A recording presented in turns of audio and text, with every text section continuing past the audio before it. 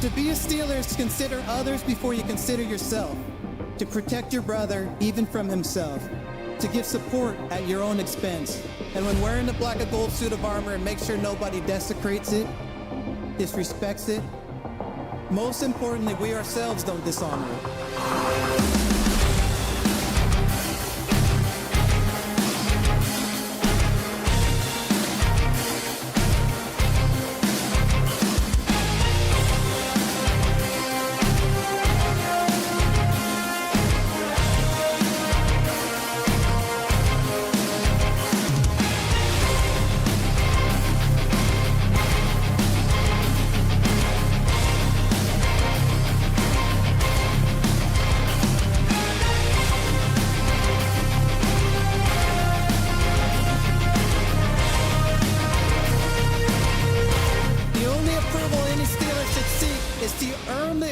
From previous legends who have donned the black and gold.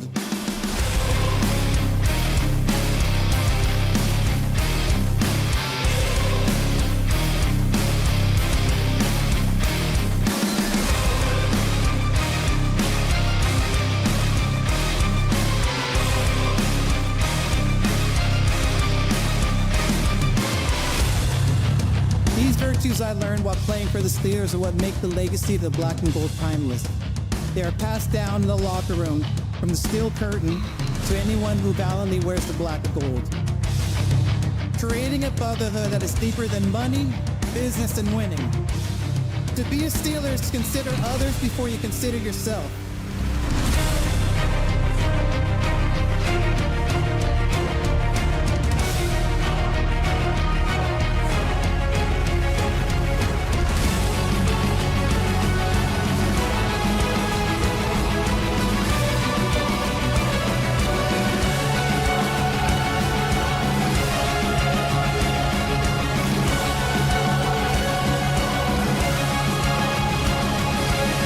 This is our culture, Steeler culture.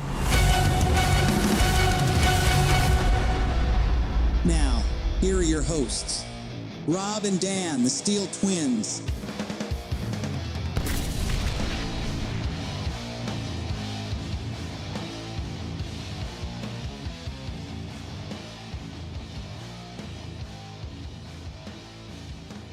You know, Steelers Nation, I have to tell you, I have missed that intro. It has been a minute since we have been here live on YouTube to talk about Pittsburgh Steelers football, break down Pittsburgh Steelers football, and want to thank you guys for joining us here live for another edition of the Steeler Culture Podcast, where we break down Pittsburgh Steelers football. And today we are here to talk about the wide receiver position heading into free agency in the positions, oh my God, already within.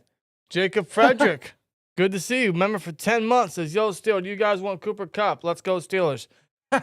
Yeah, funny that you just mentioned that, Jacob. I was about to say, we're going to discuss the potential options throughout free agency in the offseason at wide receiver, because here we are again talking about wide receiver. Yeah, here we are again. The wide receiver position is a massive need for the Steelers, as you guys know. It's been a massive hole for a year and a half, really. Literally a whole year.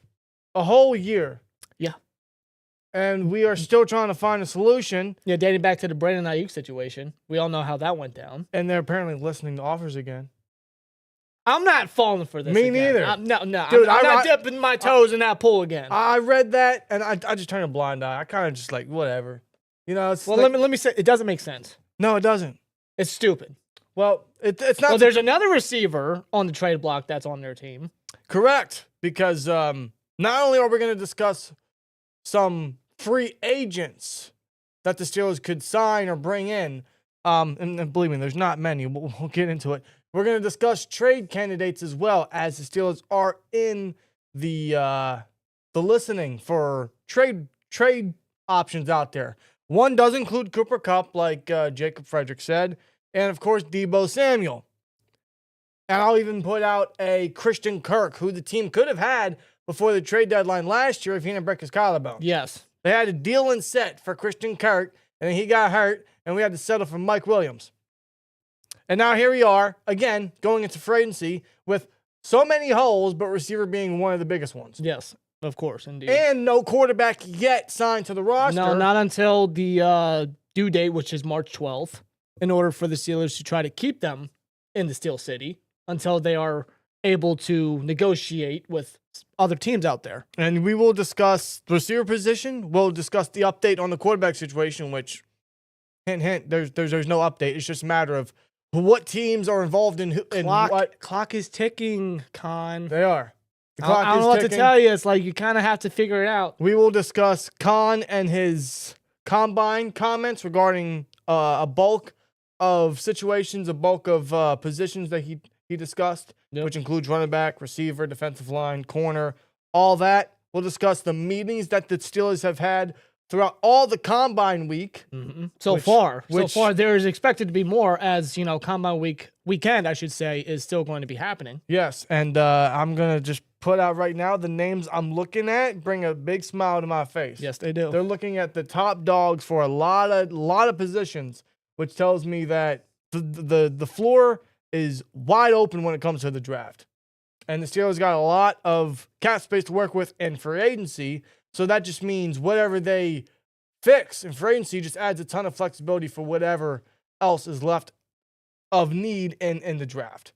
They're looking at a ton of people. They're looking at some of the top guys, some of the top names at some of the more needed positions on the team, which makes me very happy because some of those needs are stacked in the draft, and they've looked at a lot of them. So we'll discuss that, the receiver room, Khan's comments, the quarterback situation, all that, maybe even other needs in free agency that the Steelers might attack, other positions that, outside of defensive line or corner or receiver that they might pick up, maybe guard, maybe a safety, maybe an extra quarterback or so. Maybe we'll discuss if Fields and Russ don't come back, who the hell's going to be the quarterback? I don't know. I don't know either. I really don't know because my mind's set on Fields, but I should not get my hopes up. I shouldn't. Me neither. I'm not. Because I told myself about the Ayuk situation, how the team has been for several years, not to get your hopes up. I have to tell myself again, don't get your hopes up if Fields doesn't remain a Steeler. Yeah, and here we are again, just going in with that same mindset for this offseason. So I'm surprised Fields is not re-signed yet. And in some cases, I'm thinking to myself, what's taking so long? I mean, today, Matthew Stafford closed in a 2-year extension with the Rams, which will keep him in L.A. So, which is no surprise to me. Yeah, everyone expected Matthew Stafford to stay in L.A., and that was official today, which means the biggest targets for the quarterback market in free agency are Sam Darnold, Russell Wilson, Aaron Rodgers, Justin Fields. Yep. Just to name a few. Just to name a few. Those are really the top guys, the top dogs at quarterback. In fact, the Raiders, the Giants, maybe the Browns, the Steelers, obviously. What other teams need a quarterback? Probably the Vikings, since, Sam Darnold's a free agent. Yeah. They got J.J. McCarthy, but who knows? Maybe they re-signed Darnold. Maybe they re-signed Daniel Jones. Excuse me? The Vikings? As long as he doesn't come here. Yeah, please. As long as Jones don't come here. Anywhere but Pittsburgh. Yeah, no. I cannot fathom, I cannot live in a lifetime where Daniel Jones is wearing the black and gold. I can't fathom it. No. The idea and the picture of it in my mind itself makes me want to vomit. Please don't let that be a reality. Do not let that happen, please. That would be awful, especially if we don't get Fields back. Listen, I'm going to say this right now. If Fields doesn't come back, and if Russ is resigned, just saying, Mason Rudolph's a free agent, dude. He only signed one year for Tennessee. I don't hate that. Well, why not bring him back home? You know what I'm saying? I don't hate that. Just throwing it out there. I don't hate that. You know what? That's exactly where we're going to start off. But first, I want to thank you guys for joining us on tonight on our first live stream since the playoff loss. Yes. To the Ravens. Again, it's been a minute, and yeah, that game was just terrible. It was very terrible. It was bad. It went as expected. But it's been a while since we went live, so we thought, you know what, on this Friday, right before the last week, before we hit free agency, we might as well go live, discuss the wide receiver position, get into a lot of great discussion, because there's a lot to talk about. It's all speculation at this point, but there's still a ton to talk about, and that's the exciting part about the offseason is just thinking of where the team could go, who they could bring in, who they could sign, looking at all the options on the table. And this is just free agency. This is right before the draft, which I do want to announce right now, our first mock draft will be out next week. It'll be our only pre-free agency mock draft, but our first mock draft of the draft season will be out next week. So you guys can look forward to that. Stay tuned, man. It will be out next week.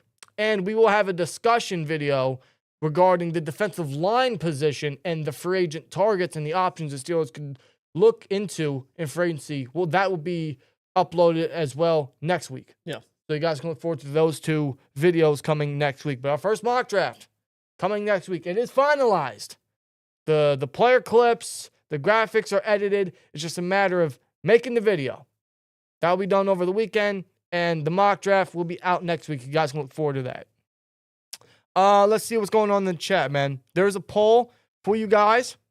Who should the Steelers sign for wide receiver? Chris Godwin, Darius Slayton, Davante Adams, when released, it is expected to be released, or trade for somebody. And so far, 38% of you guys say that they should sign Chris Godwin, which I 100,000% agree. That is what they should do. Yeah, considering that T. Higgins is expected to be franchise tagged again for a second straight year by Cincinnati. Shocker. I mean, Chris Godwin, he is unfortunately coming off a ankle dislocation in a year where he was just bound to break out. I mean, every game he played was just exceptional football. He's playing very good for Tampa Bay and Baker Mayfield. But Godwin is still a great target. And he's the best target, best wide receiver available in free agency. And if you want a splash play and a playmaker that Khan mentioned at the Combine in his interview, we need playmakers on the offense, that's your guy. Well, to me, man, it's either Godwin or bust in free agency. Yeah. Because that's all there is. We'll discuss it. There's not many to discuss, but that's all there is, really. Yeah. Everyone else is just, rentals. They're not solutions. Yeah. You can get quality veterans that are still solid at their age, but they're not solutions. But we'll discuss all that as well. But let's see. We got Tom in the chat. What's going on, Tom? Rob Bruno says, hey, guys. Jacob Frederick says, I wouldn't mind Cooper Kupp for us. You know what? I've thought about it. I wouldn't mind him either. And I'll tell you why. Kupp will be back in L.A. with Stafford staying, no doubt, says Don Juan Sanford. I could see that. They did extend Stafford. They did extend their left tackle, Alaric Jackson. I don't know if they can continue to afford Kupp. Maybe they get a new contract done. I just don't know how they extend their left tackle and they extend their quarterback, but are going to let Kupp walk. The Rams Super Bowl window is still open, and they're going to let one of their more prominent receivers walk. Very open. I mean, they were one play away from winning the divisional round, I believe, against Philly. Yeah. And, I mean, that team came back from a devastating bite of the injury bug earlier in the season. They managed to push for the playoff spot and were just very competitive in the playoffs at that. So the Rams, and plus them being led by Sean McVay, of course, you can always bet on the Rams on being competitive and being a playoff caliber team. Yeah. But Kupp already mentioned in his tweet on X that, it's the Rams' decision to move on. It is. He doesn't agree with it, but the Rams are going to try to do him good on getting Kupp and his family where they will be happy. So I don't know what the situation is on that. I don't know if the Rams are going to change their mind or if they're just like, hey, man, I think it's just best that we just split apart. Puka's here. We got, other good young receivers behind Puka. Maybe they look to get somebody else, preferably in the draft. Maybe they just want to get younger on the offense. They want to get younger, but they want to keep a 37-year-old quarterback. That's a quarterback that can still sling it. You're right. I'm talking about a younger wide receiver that has availability to him. That's something that Kupp does not. Sure, I don't disagree. I just think their Super Bowl window's open. You're getting rid of someone that was just Super Bowl MVP a couple years ago. I don't know what the Rams situation is. I don't know what their vision is. He could ultimately stay with the Rams. I don't know. Tom, they could change their mind. I don't know. I mean, that's Cooper Kupp. I mean, when he is available, he is one of the best in the league. There's no doubt about it. Yeah, when he's healthy. His impact is unmatched. I mean, it's clear Puka is taking that number one reign, but you can't deny Kupp's impact. Black $ Gold says trade for Garrett Wilson. I would love that. I don't know if that's a realistic possibility, but I would love that. Would Aaron Glenn want to get rid of his number one target? I don't know. Probably not, right? I don't think he wants to be there. Aaron Glenn? You mean Obviously, he does. He took the head coaching job. Oh, so you mean Garrett Wilson? Yes. Yes. I mean, like, who wants to be a Who's Jet? their quarterback? Who wants to be a Jet? Who's going to be their quarterback? I don't know. Who they have? Tyrod Taylor? Oh, God. Hey, Garrett Wilson, come on down. You Why know not? what? Make it a full circle moment. Go sign Sam Darnold. Go take Russ. I could see that, actually. I can tell. I could see Russ being a Jet. I can tell. Trevor Van says a wide receiver who is not injury prone. I guess Cooper Kupp is kind of out of the question there, isn't it? Rob Bruno says Dart from Ole Miss. Go get him. Jackson Dart. Yes. You know, there's not many quarterbacks I like in this draft class. This quarterback class isn't crazy. Jackson Dart is one of them. Dart, I do like a lot. I just want to reach on him, and it's kind of hard to tell how high he's going to go. Yeah. I wouldn't take Dart in a second. Third, maybe. Does he last that long? Depends how the teams look at it. But I do like Jackson Dart, and the Steelers have met with him. Yes, they have, actually. Duck Hodges straight from the honeymoon. You know what? Why not? Yeah, congrats to Duck Hodges, by the way. Yeah, he's a lucky man. Yes, he is. He is a lucky man. That's all I'll say right there. Good for Duck. Seinfeld's already so we can get Arthur Smith extra time to get his shit together, swear jar, especially after him saying that he couldn't prepare a playbook with two different quarterbacks. I don't know if that's a good statement from Arthur Smith if you can't prepare a playbook with two different quarterbacks. I mean, this man made a career on being an offensive coordinator. An offensive-minded coach at that. Yeah. What I'm saying is, if you can't have two separate playbooks for two different style quarterbacks, I don't know how you are as a coach. Well, that's the Steelers in a nutshell. Correct. I mean, they always went in every week, even back to the Big Ben days when Ben was just on the edge of retiring. They always went into the same week with the same game plan. They still do now, actually. They've changed it due to the mobility of the quarterback position, but as far as when Ben was here, nothing changed. Even when Mason had to come in for a couple drives and injury, or when Ben had COVID in that 2020 season, when we tied with the Lions back then, Mason said, yeah, there was nothing different. There was no drastic changes. I wonder why. I wonder who in charge that has been here for so many years would have made a decision like that. Yeah. I see no difference. No. Hey, Twins, it would low-key be funny to see you guys play Madden like a franchise mode with building the Steelers. I've low-key been doing that off the side. When I've had some free time, I've been doing that. I've considered maybe doing some Madden content in the summertime, but I'm kind of just doing that on the side right now. Yeah. I know you got Fields as your quarterback. Of course I do. Yeah. Of course I do. Is Warren your top back too? Yes. Yeah. Yeah. Who's your top receiver? Pickens. Is there anybody else you got? Wilson. Roman Wilson? Yes. All right. Well, we'll see how It's he my does. first season. I know. I haven't. It's not like I've been 10 years down the road. I'm not that efficient. Yeah.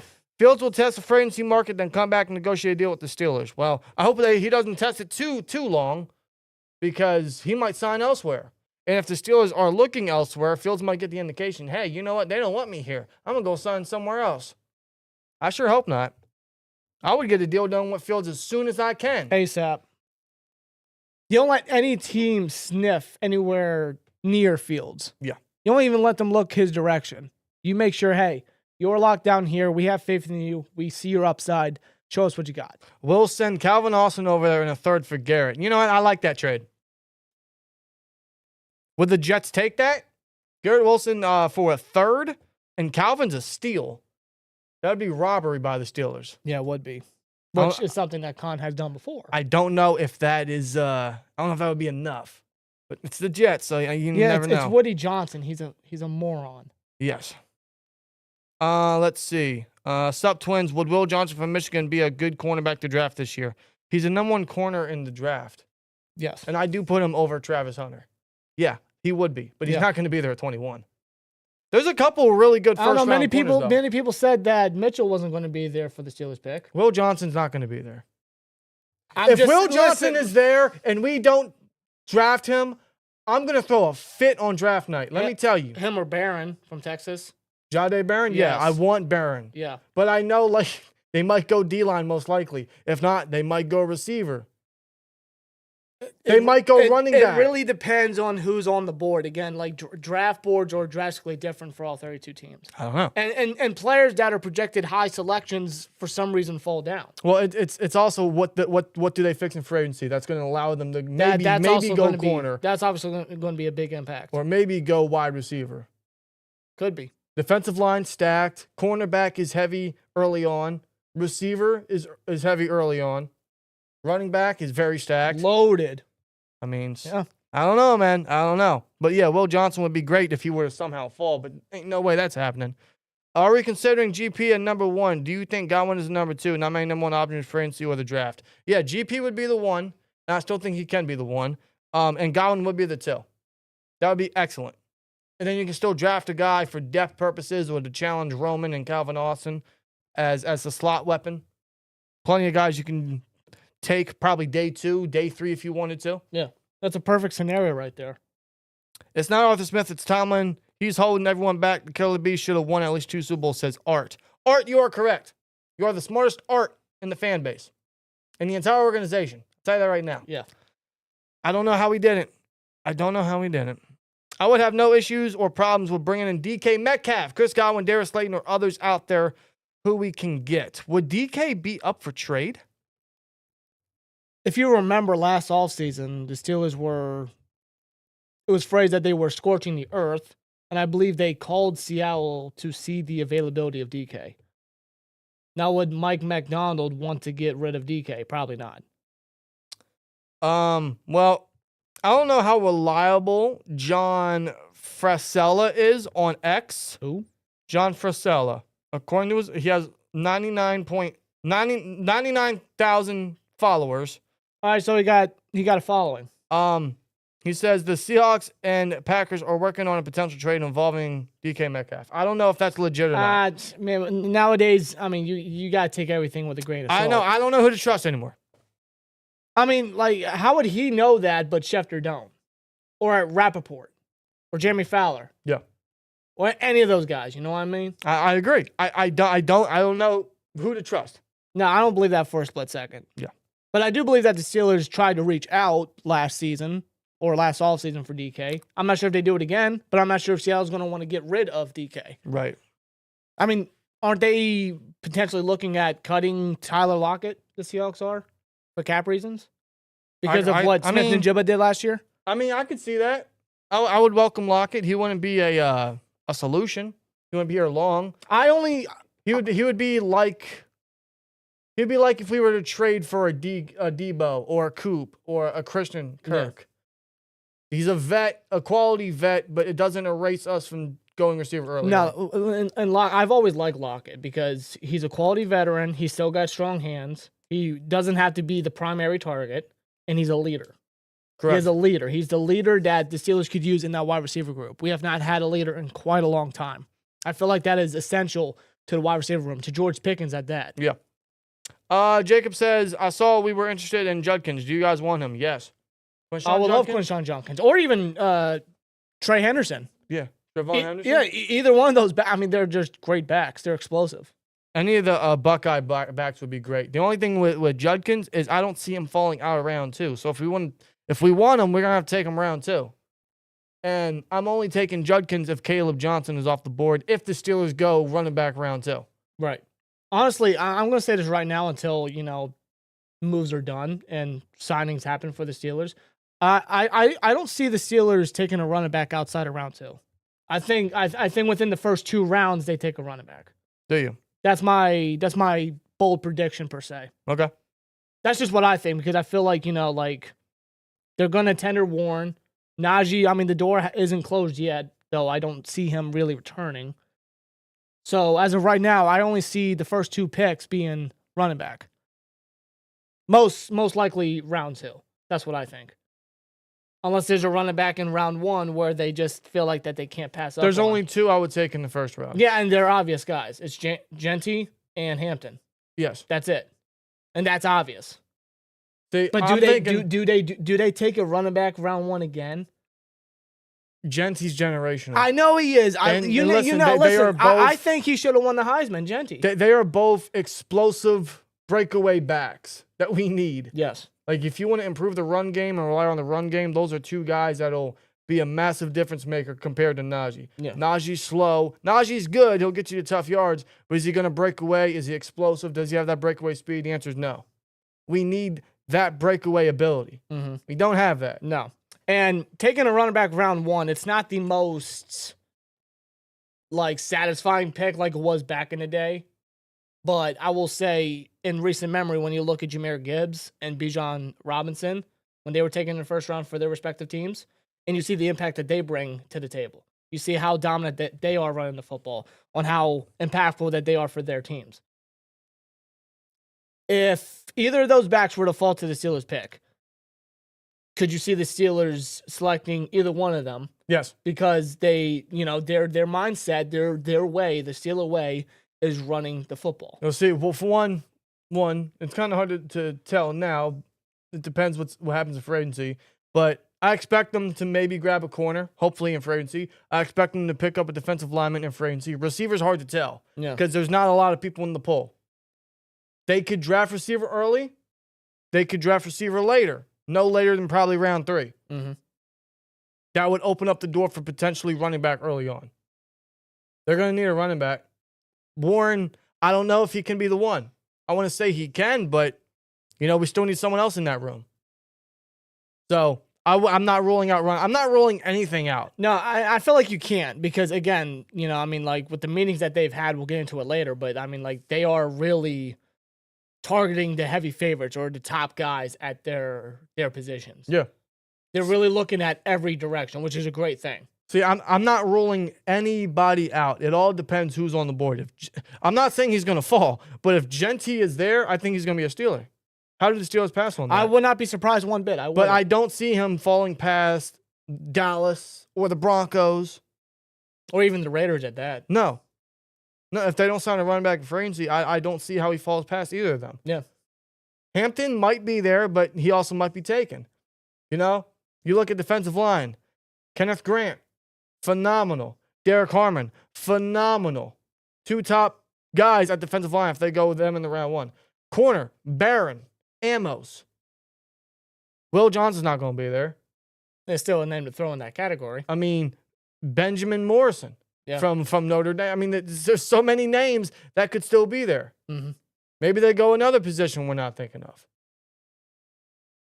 It really depends, man. It really depends. Because this is why this free agency is really important. Because as of right now, I don't know. I really don't know. It's just a matter of what they're showing the most interest in is kind of how I'm kind of looking at the draft right now in the first round. Yeah. But even still, after free agency, I feel like everything's open. So it's going to be a fun offseason. Yeah. It's going to be a fun offseason, man. It's really going to be exciting. Raiders definitely getting a quarterback after being snubbed by the Falcons. Is that going to be a free agency?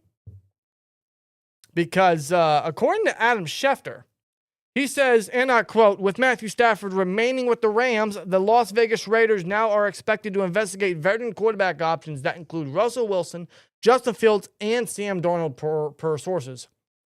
You can have Russ. You already got Pete Carroll. You can have Russ. Bring back beast mode if you want to. Grab up Earl Thomas. I don't care. Tyler Lockett if he's available. Go sign Wilson. We don't want him here. We thank him for what he did last season and how he's helped out Fields and everything. We don't want him here. Bring back Fields. Sam Darnold, no thank you. I don't want that contract. That's awful. And you can't really trust Sam Darnold outside of the Vikings coaching staff. Correct. I agree. You really can't trust it. Like, he had a great season. I can't take anything away from what Darnold did in carrying the team after McCarthy had to have season-ending surgery. Right. But, I mean, like, Kevin O'Connell, there's a reason why he won Coach of the Year, because of how important of a head coach he is and just how great he has been since being the Vikings coach. Yeah. That definitely played an impact on Darnold's play. You take that out, you take Darnold out of there, do we see Sam Darnold of old? Do we see the Jets Darnold? Do we see the Panthers Darnold? We see Darnold seeing ghost all over again. Yeah, I mean, just look at the playoff game. Exactly. He was terrible in that playoff game. You already knew that he was going to hit that wall because he can only take you so far. Coaching did him wonders, but Sam Darnold, being Sam Darnold, can only go so far. Yeah. And the most Vikings thing ever, they collapsed. Exactly. Unfortunately for them. Somber says, I'm not sold on Hampton. I want to see him tomorrow before I vouch. I mean, I feel you there. Tomorrow's going to be very exciting. They got receivers. They got running backs running. It's going to be a fun watch. We will be watching the combine all weekend. So Yes, we are. in fact, there's some names out there that are saying they're trying to break the 40. I'll tell you what, tomorrow's the day to do it. Tomorrow's the day to do it. I mean, we're going to have some lightning fast individuals running that 40. Yes. Just doing these drills, man. I was surprised by some of the defensive back numbers today. I really was. So I can only imagine what the numbers are going to be for the running backs and the receivers. How do you beat Worthy's time though? I don't know. How do you beat it? He beat Ross's by just one bit of a second. And you got these players saying that they're gonna try to break it. So we'll see, man. It's gonna be exciting. I think the quarterbacks are running tomorrow as well. I guess yes, we will have an eye on the quarterbacks as well. Yes, indeed. I think right now we have to. And even if they re-sign Fields, it still doesn't rule out them drafting a quarterback later on. Preferably day 3. Yeah. I don't know. Let's see. Digital Dust says combination defensive tackle receiver has to be the first 2 rounds. Running back corner in round 3 has to see who's available. That's where I'm at. I feel like defensive line and receiver got to be first 2. And I'm very heavy on corner being a huge need, but I feel like the free agency pool is so stacked, there's no way they don't sign a top corner or a very solid corner to be the number 2 opposite JPJ. Thus, why I think they can hold back on corner later. Yeah, I mean, not just one corner, but 2 corners at that. And I'm talking preferably an outside corner and a slot corner at that. Or even so, depends who falls. Corner is so top heavy, some could fall. Look at Gonzalez. He fell. He did. Quentin Mitchell. He fell. Cooper DeJean. He fell. Brian Branch. He fell. He did. There's so many guys that are falling. So I could see that happening again in this draft class with a ton of names. Yeah. Revel could fall. Morrison could fall. A couple of the slot guys could fall. I don't know, man. It all depends how the draft board goes. Can the Steelers get Donovan Edwards from Michigan? He's a good running back. Not till day 3. And I don't think they wait that long for a running back. And I don't think I don't think Edwards is a starter. No. He really had a disappointing year last year, Yeah. unfortunately. And I think there's a ton of other running backs that are much better. And the running back stacked. Huge. Mm-hmm. Lot of good names, man. I think you guys can find quality guys up until probably the 4th or 5th round. Yeah, it's bound to be a stacked running back class. Probably the most stacked since, the 2017 class? Because that class was stacked. Yeah. They had names just coming out basically every round. I think this one is damn near close to it. It could be. It has the potential to be. Right. I don't know. So where do you want to kick off? You want to go receiver? You want to discuss the quarterback situation? Let's talk wide receiver. Okay. Let's talk the wide receiver position and the options heading into the offseason as far as free agency goes. And the free agent wide receivers, it's slim pickings. Let's be real here. Okay, let's put it in perspective. So we made a video talking about the cornerback position, and we listed seven cornerbacks that could be available, or that will be available for the Steelers to sign a free agency. That we would prefer. And that's also including Jair Alexander, or that's excluding Jair Alexander up for trade. Yes. So that shows you how stacked corner is. We gave you 7 names in the free agency pool. For the list we have here, I only have 4 names. And I had to include trade people just to back end it. Just to bolster it, yeah. Because right now I am looking at the other options at wide receiver. But when I say there's only 4 that I particularly like. Yeah, because I'm gonna let you guys know right now. Stephon Diggs is not on this list. He's not. No one wants his drama. No one wants his ego in the locker. Can you imagine Pickens and Diggs' egos together in the locker room? Oh my God. Listen, I think I'm good. Diggs is still a good wide receiver, though he's coming off, I think, an ACL tear. But he's 31 years old. He has drama out the ass. It's like it's a huge red flag. Yeah. And coming off an ACL injury, do you really want to deal with that? No. I don't know if the Steelers. I don't know if Mike Tomlin does. There's T. Higgins who's gonna get franchise tagged. There's Keenan Allen who can still go. Maybe the Bears bring him back because him and Caleb had a solid connection. There's Brandon Cooks. There's DeAndre Hopkins. There's Mike Williams. There's Robert Woods. There's Hollywood Brown. Nelson Aguilar. Deontay Johnson. None of these names are on our list. I'm just throwing names out there I'm looking at the list right now. This is how dreadful it is. Yeah. I mean, there's Demarcus Robinson. There's DJ Chark, Matt Collins, Tyler Boyd. I mean, like, you guys get the point. Demarcus Robinson wouldn't be bad. No, he wouldn't be. I mean, he was always a capable weapon for Stafford. But is he like... Is he like... Is he your number two? Is he oh my God, we got to receive... No, he's not. Is he your number two? No. He was not the number two for the Rams. Though So, he was an extra depth. He was a good depth piece. He was a good extra hand. He was a very good piece for the Rams last year. But he's not a number two. But we're going to start with the trade options. Obviously, we discussed Cooper Kupp. The trade options are Cooper Kupp, Deebo Samuel, and Christian Kirk. I bring up Christian Kirk because, again, they almost had a trade deal done before he broke his collarbone before the trade deadline. Kirk would have been a Steeler last year if he didn't get hurt. And that's another potential option because they already have that prior discussion. And maybe the Steelers can get him even cheaper. Yeah, and I believe I read a report not too long ago that the Jags are looking to cut ties with Christian Kirk, whether that's releasing him straight up or trying to seek a trade partner. And I'm gonna put this on record right here. Kupp, Samuel, or Kirk would be solid additions. They're not solutions by any means, but they're vets that the wide receiver room could use, and it doesn't eliminate going receiver early.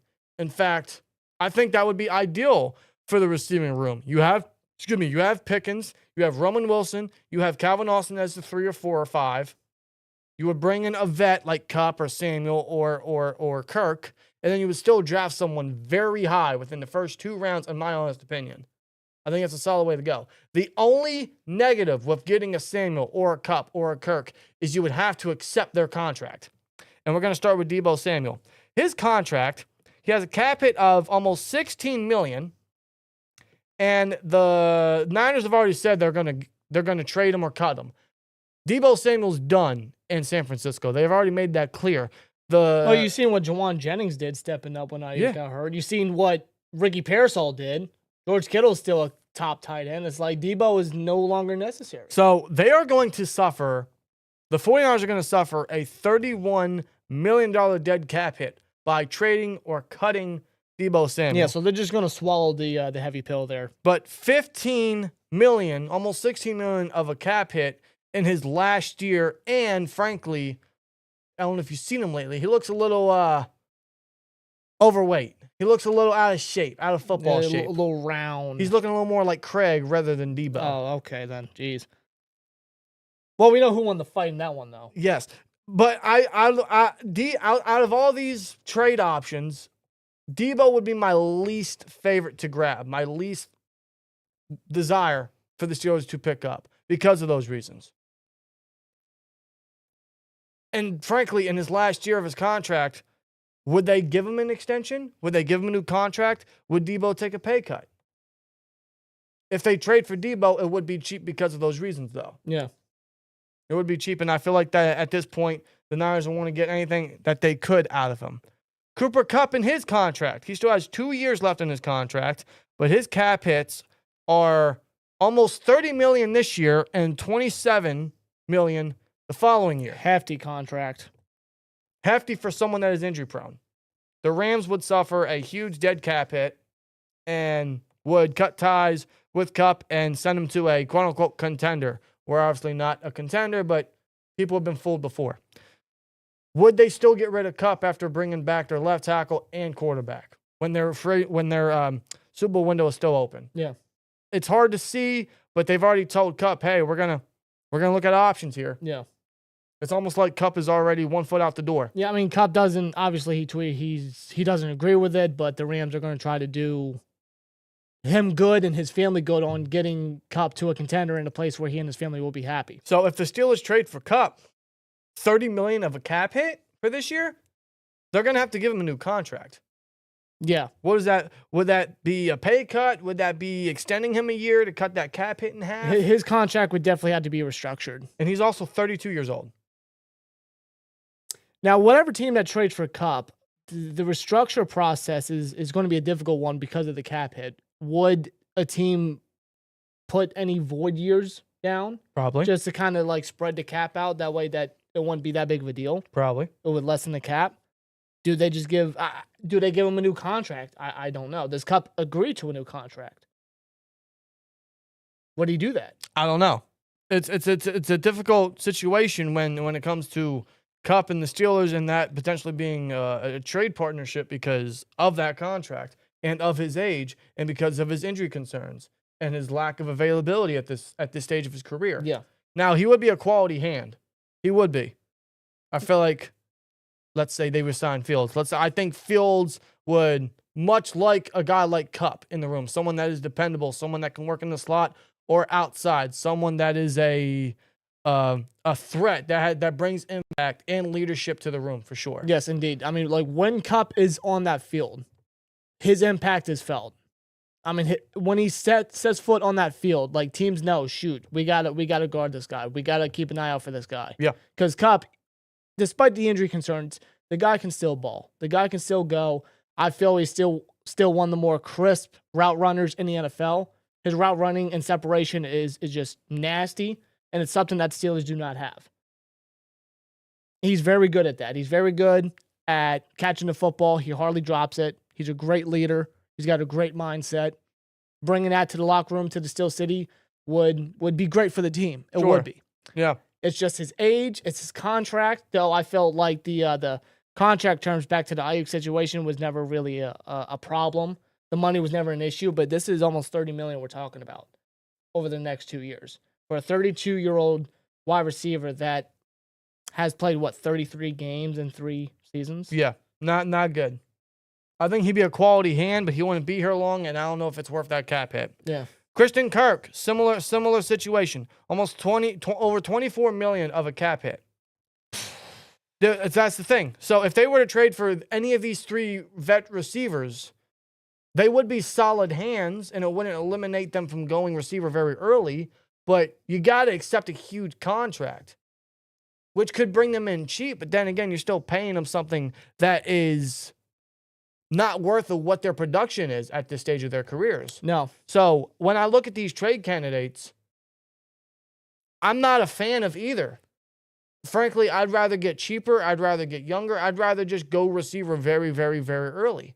Or I'd go in free agency and send the bag to probably, in my opinion, the only guy worth bringing in and being a legitimate solution as your number 2. And that is Chris Godwin. Out of everyone in free agency, he is the only one that would be a legitimate solution. Everyone else is just rentals. They're just fill-ins. They're just, hey, we're going to have you start as the 2 for a little bit before the rookie is ready to go.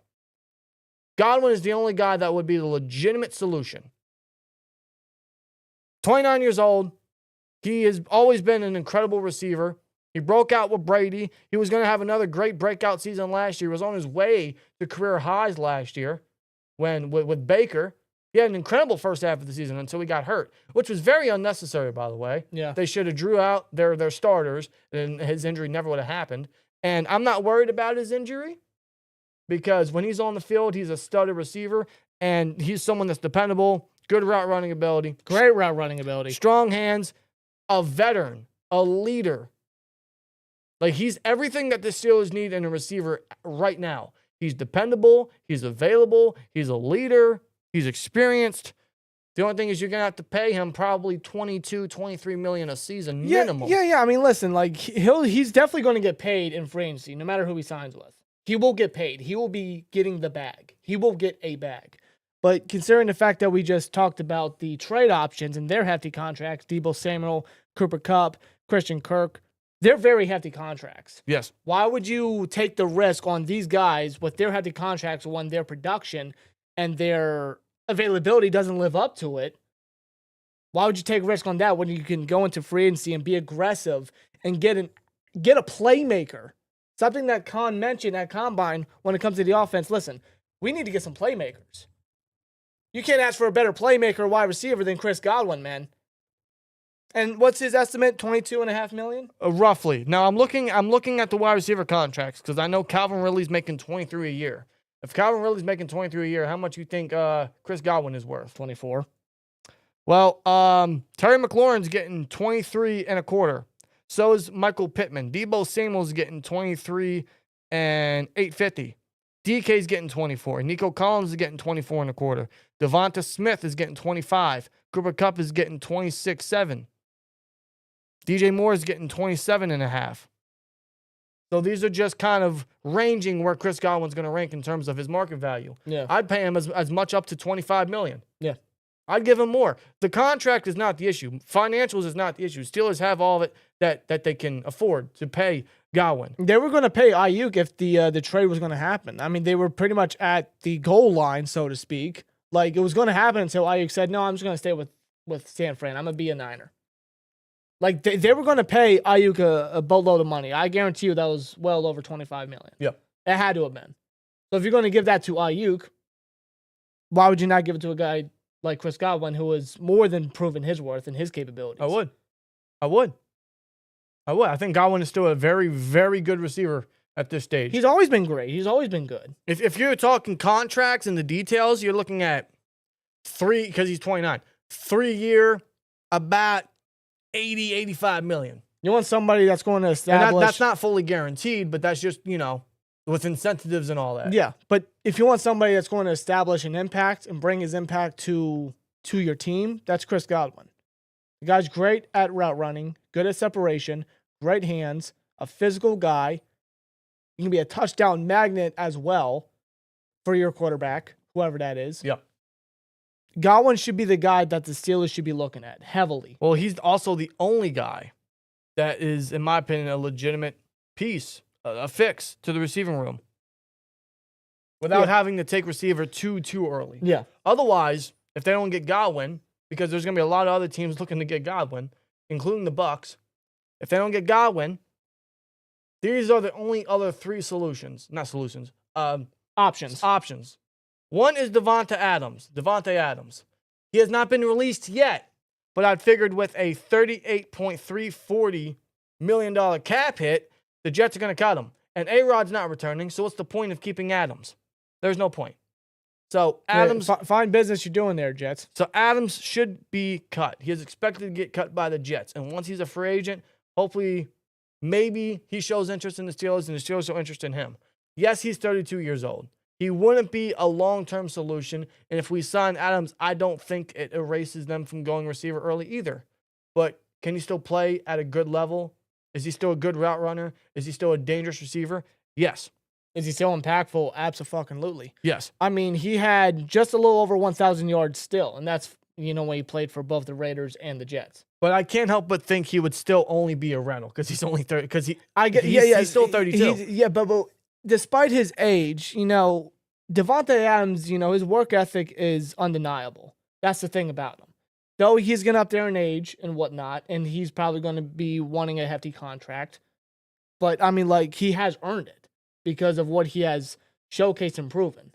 As a Raider, as a Jet, with the quarterback carousel and the issues that he had to deal with the two horrible teams that he played with, he goes out there. That was his decision. Huh? That was his decision. Yes, that was his decision. Well, then again, the Packers traded Davante too. He wanted to go to the Raiders because of his connection with Derek Carr. Well, that was the Raiders' problem because they ended up getting rid of Carr a year later. Adams didn't ask for that. That's his decision. Well, listen here, man. Despite who his quarterback is, despite what team he's playing for, he's going out there and busting his ass. He did it for the fucking Jets. Okay, but here's the thing. You're not wrong, but he's 32 years old. He's in the tail half of his career. I don't think there's going to be many teams that are going to pay him a buckload to be like, hey, you're going to retire in a couple years. Why should we give you a so-and-so a year? Yeah. I don't think he's going to commend a huge contract. What I'm saying is I anticipate him to still get a hefty contract. I'm not saying $38 million. Absolutely not. You're not doing that for a 32-year-old wide receiver. I still think he gets double digits, maybe up close to maybe 20 at the very least, in my opinion. But Davante, he backed it up on that field. But here's the thing. With Adams, would you pay him $20 million for a year? For a year, no. I don't think he'd be here more than a year. So when you look at Davante Adams as a potential option, he's not going to be here long. So how much would you be willing to pay him for one sole year when you know that this season's just going to be a repeat? You know what I mean? For 1 year? Where would you? Wouldn't it be best to put that money elsewhere? Yeah, listen, I agree. Because if they sign Adams, they still think that they're in the hunt for a Super Bowl. Because Adams still brings that competitiveness. But the thing is, the Steelers are far from a Super Bowl championship. Yeah, I think we all know that. I think we're all in agreement on that. So if they sign a guy like Adams whenever he's available, that would just basically give the Steelers, once again, false hope. Correct. That's what it would end up being. But, I mean, I can't deny, despite his age, I can't deny what Adams brings to the table. And despite what team he plays for and what his quarterback is, he goes out there and busts his ass. That I can respect and I can appreciate. Sure. Am I saying he's a solution? No, of course not. A 32-year-old wide receiver, despite his capabilities on the field, is not the solution. So signing Adams, it's a possibility, but you can still, like you mentioned, take a wide receiver very early. But you're gonna have which I would anticipate. But you're gonna have to pay him minimum probably $15 to $20 million for 1 year. Is it worth it? Is it ideal? No, it is not. No. So thus, I like Adams, but I'm out because of that reason. Right. But I'm gonna throw him out there because I mean, he's probably he's gonna be a top option. He's gonna be a highly sought out guy. He's also gonna want to go to a legit contender. Yeah. Because he knows he's in the tail end. Yeah, he wants a Super Bowl. He wants a championship. He hasn't won one. No. He hasn't won one. And wherever A-Rod goes, maybe he follows. Oh, man. I have no idea. He's been there, done that. Like, Adams is better off going to the Broncos or something. Yeah. Let's be real. Digital Dust makes a great point in the chat. Says, we need to get quarterback locked up first. Free agent wide receivers will ask, who's the quarterback? Yeah, why would... Of course. Why would a receiver sign to the team and like, who's throwing to me? Who am I catching footballs from? The ball boy. That's what. Mike T, you gonna go out there? Who's gonna be my quarterback? That's a great point. Very good. That's why the Steelers have to find out who's going to be the quarterback. They have to re-sign whoever they want. Preferably it's Field. I cannot stress that enough. Oh well, yeah, we'll continue to get into that. Yeah. Next option, Amari Cooper. Same situation as Davante Adams. Cooper's going to be 31. He's had a great career as a Cowboy, as a Brown. He went to the Bills last year. Not a long-term solution. And he's going to cost probably a similar market around 14, 15 million. He's not going to be here long, a year or two. Is it worth it? Is it really worth it? I'd rather just get younger. Yeah. It wouldn't take receiver out of the question early on either. But at this stage of Cooper's career and where the Steelers are right now, is it worth going after someone like that? I don't know, and I don't think so. But I'm going to throw his name out there because if they want a vet without having to roll out receiver early, Cooper's an option.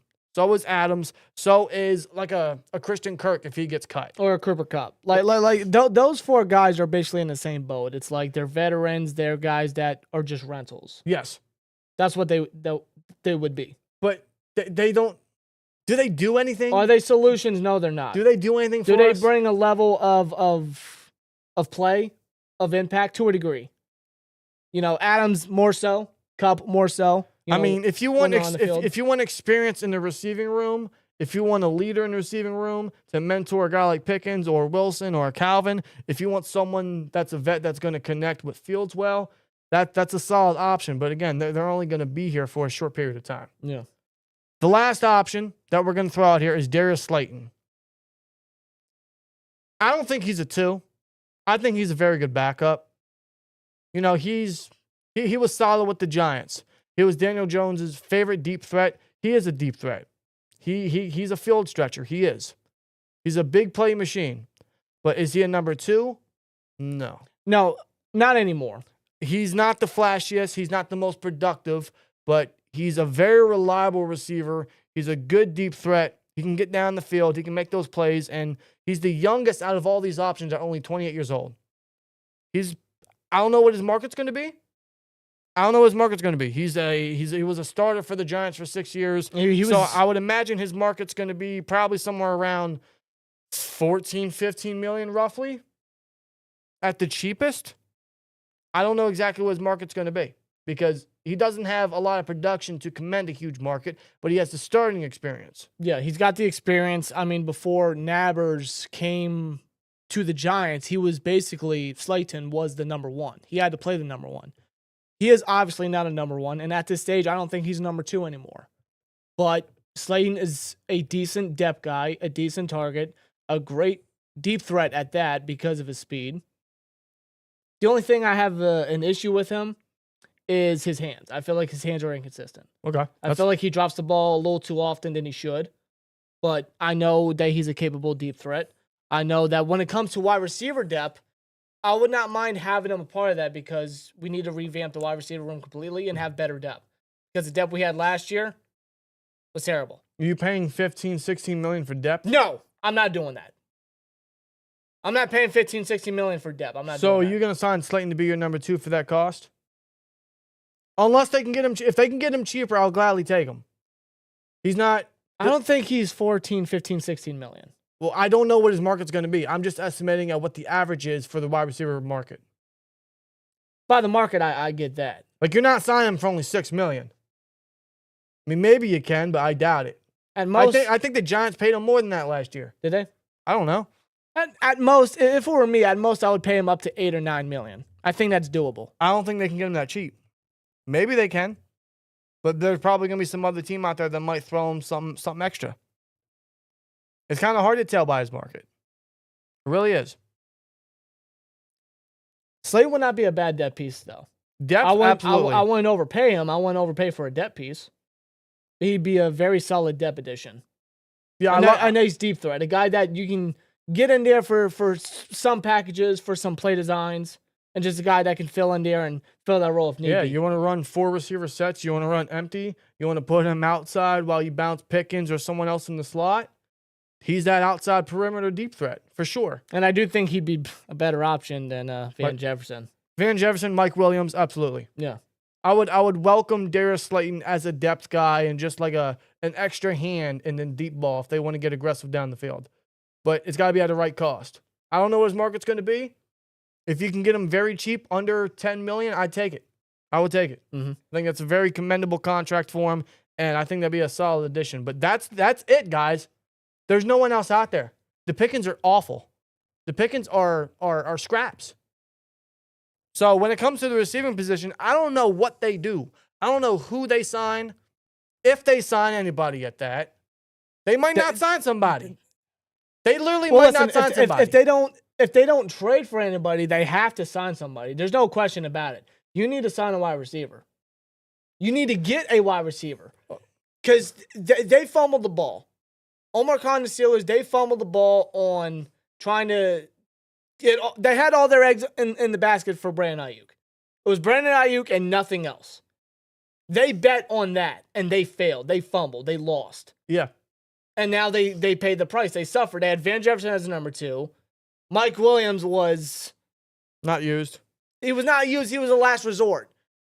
Because the Jets traded for Davante Adams. They didn't need Mike Williams anymore. And the Steelers were like, hey, we'll take him because we have nobody else. Yeah, they didn't use the fucking guy. No.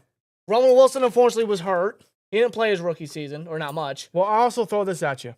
I don't know if the Steelers sign anybody. And if they do, I don't know if it's going to be one of the top guys because, one, the top guys are going to command a lot of teams, a huge market. And the Steelers, they got a lot of cap space to be able to be within the top rankings of that market. But you also got to look at the receivers' outlook of it. You got to look at their perspective. Who's the quarterback? I understand and not only who's the quarterback, why would they want to play in a dreadful offense like the Steelers? I understand that. They've seen the receiver production. They have seen the quarterback play. They have seen how the offense is ran. They know it's run first. What receiver is going to want to go there? Unless all they care about is the bag. Well, listen.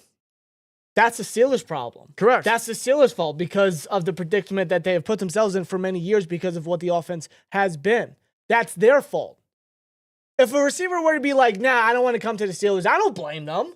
I don't blame anybody. It's basic. It's predictable. It's stale. It's just like nobody does anything out there. I don't blame nobody. Everybody just stands there, run the same routes almost every other play.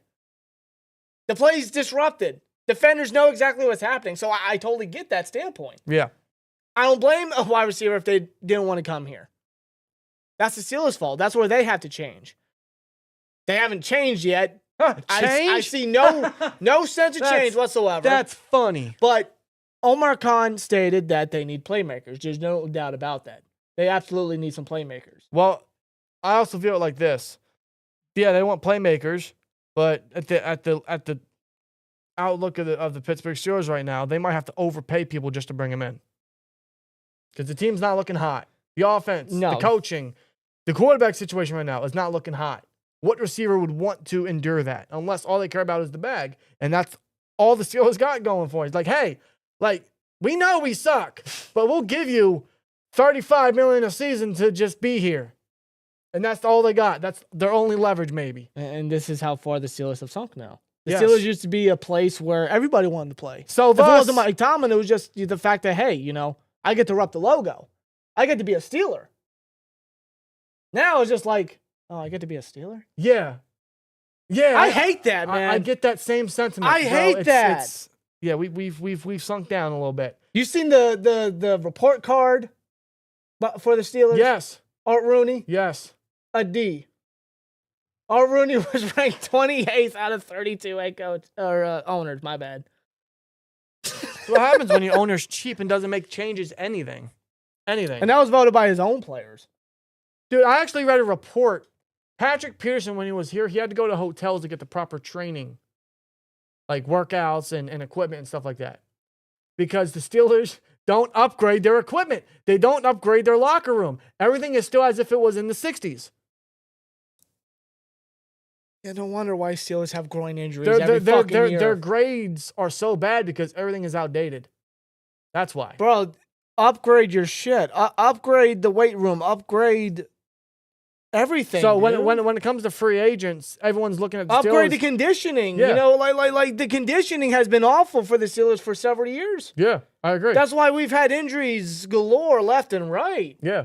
How many of our rookies were out? 4 of them in our draft class? 4 rookies. We've had groin injuries for the past several years. We've had these small issue tears, soft issue tears, or issue injuries for how many years? They don't upgrade anything. They don't fix anything. They got how much money to change the stadium name? How much? What, $240 million or something like that to change the stadium name? Put some of that money into to fixing your facility. That's all. Benefiting your players. That's all in Art Rooney's bank account. You already know that. That's safely. He really is Art the Clown. That's safely in a deposit box where it can't be touched. Locked up like Fort Knox. But the reason we bring that up is because that's got to be some free agent's perspective when it comes to, hey, the Steelers are calling, the Steelers are offering me this and that. And look at my options here. I'm glad that you brought that up because, yes, it's a serious thing to think about if you're a player. Now, you also look at Patrick Queen, you look at Deshaun Elliott. Last year, they came because of the logo. So maybe not all free agents think that way. Maybe not. It's all about perspective. I mean, I want the best of the best to come here. I want them to come here because I want them to rep the colors. I want them to rep the logo. I want them to put their blood, sweat, and tears on that football field for this team. Yeah. Like Elliott did last year. Like Queen did last year. I want more of that. I mean, we'll see what happens. And that's the Steelers' job. That's Tomlin and Khan's job to really instill that into these free agents. Like, listen, this is what we want from you. We want you to rep this team. We want you to bring your capabilities to help us be better because we need to be better. Agree. We see your potential. We want that on this team. Let's make this happen. It's their job to do it. And it's like Khan hasn't done it before. He has done it before. Well, I just get a sense of, I don't know if teams view the organization as they did maybe growing up, and maybe the Steelers are going to have to overpay to bring people in. Maybe the past number of years have just, indicated like... And that's going to include receiver because, again, the top guys aren't... It's not deep. It's not like the cornerback position in free agency where it's deep. Receiver's not deep. So if they want to really fix the receiver position, they want to bring in a significant playmaker, they're going to have to do some real out-of-the-organization type shit. They're going to have to do something that's out of their bubble. Yeah. That's how I look at it. Let's go Emeka Egbuka. Draft him. I would love Emeka Egbuka. He is absolutely a fan favorite. He is 100% one of the early favorites to be drafted at 21. He fits perfectly as a Steeler. And I do believe he will be there. Somber says they have to bring back Skoranek. He's too good on special teams. I agree. Yes. I love Skoranek. He's a great depth guy, great special teamer, a nice handsy wide receiver if you need him to be. Great blocker. Skoranek, man, when he came back off IR, I mean, the guy was a stud. Yeah, you want your special teams gunner? Like, he was actually one of those guys on offense that stuck out because of what he did, especially in the blocking department. Yeah. Like, the guy was a standout, a stud. He played very well. He's the guy that the Steelers need to keep around for a while, actually. Yeah. He's very good. I agree. I think he can be our new Darius Hayward-Bay, just not as fast and clearly a better blocker. Yeah. Let's see. Who said we got to draft Smith from Ohio State? You know that's not happening. I wish. I would love Jeremiah Smith. But you know it ain't happening. No. Is he he's not eligible next year, is he? Is he? I don't know. I think they are after their sophomore year. I believe they are eligible. No, that'd be a sophomore year. Maybe they are eligible. I don't know. But he's NFL ready already. Mm-hmm. If he could be eligible now, he would probably be maybe the first receiver off the board over a Travis Hunter, over a Ted McMillan. That's how good Jeremiah Smith was. Yeah. Big reason why the Buckeyes won the ship. Big reason. But he's going to be a future top 5, maybe number 1 overall pick. If he keeps on this pace, I ain't never seen a freshman so good. I know. What about that one Alabama wide receiver? Ryan Williams? Yeah. He's not even 20. He's not even 18. He can't vote. He's just making plays like crazy over in Alabama. So he needs to be a junior to be eligible. So he's got 2 more. So he's got 2 more years. Are Steelers going to be that bad for them to get a wide receiver in 2 years? No. Until proven otherwise, no. Yeah. No, they're not going to be a number 1. They're not going to be what's the number 1 pick? The Titans? Yes, Tennessee's got a number 1 pick. Weird. Yeah. They were number 1 pick literally 10 years ago. And we know where they're going. Who do you think? Quarterback. Sanders. Oh, hell no. I prefer Ward. If they take Sanders over Ward, bro, the Titans need to lock it up. They need to go back to Houston or something. Like, if Travis Hunter's there, do you really pass up on that? I think Hunter doesn't go number 1. You don't think? Abdul Carter might, even with his injury. He could. In Tennessee, they actually opened up the window for Harold Landry to seek a trade. Was it? So, do they go Carter? But, they need a quarterback. They're going. Will Levis was awful. I'm making a prediction. Cam Ward's going to be number 1 overall. If it's not Cam Ward, it's going to be Carter. All right. I don't think it's going to be Sanders. I don't think it's going to be Hunter. It's either one of those. I think it's Ward or I think it's Carter.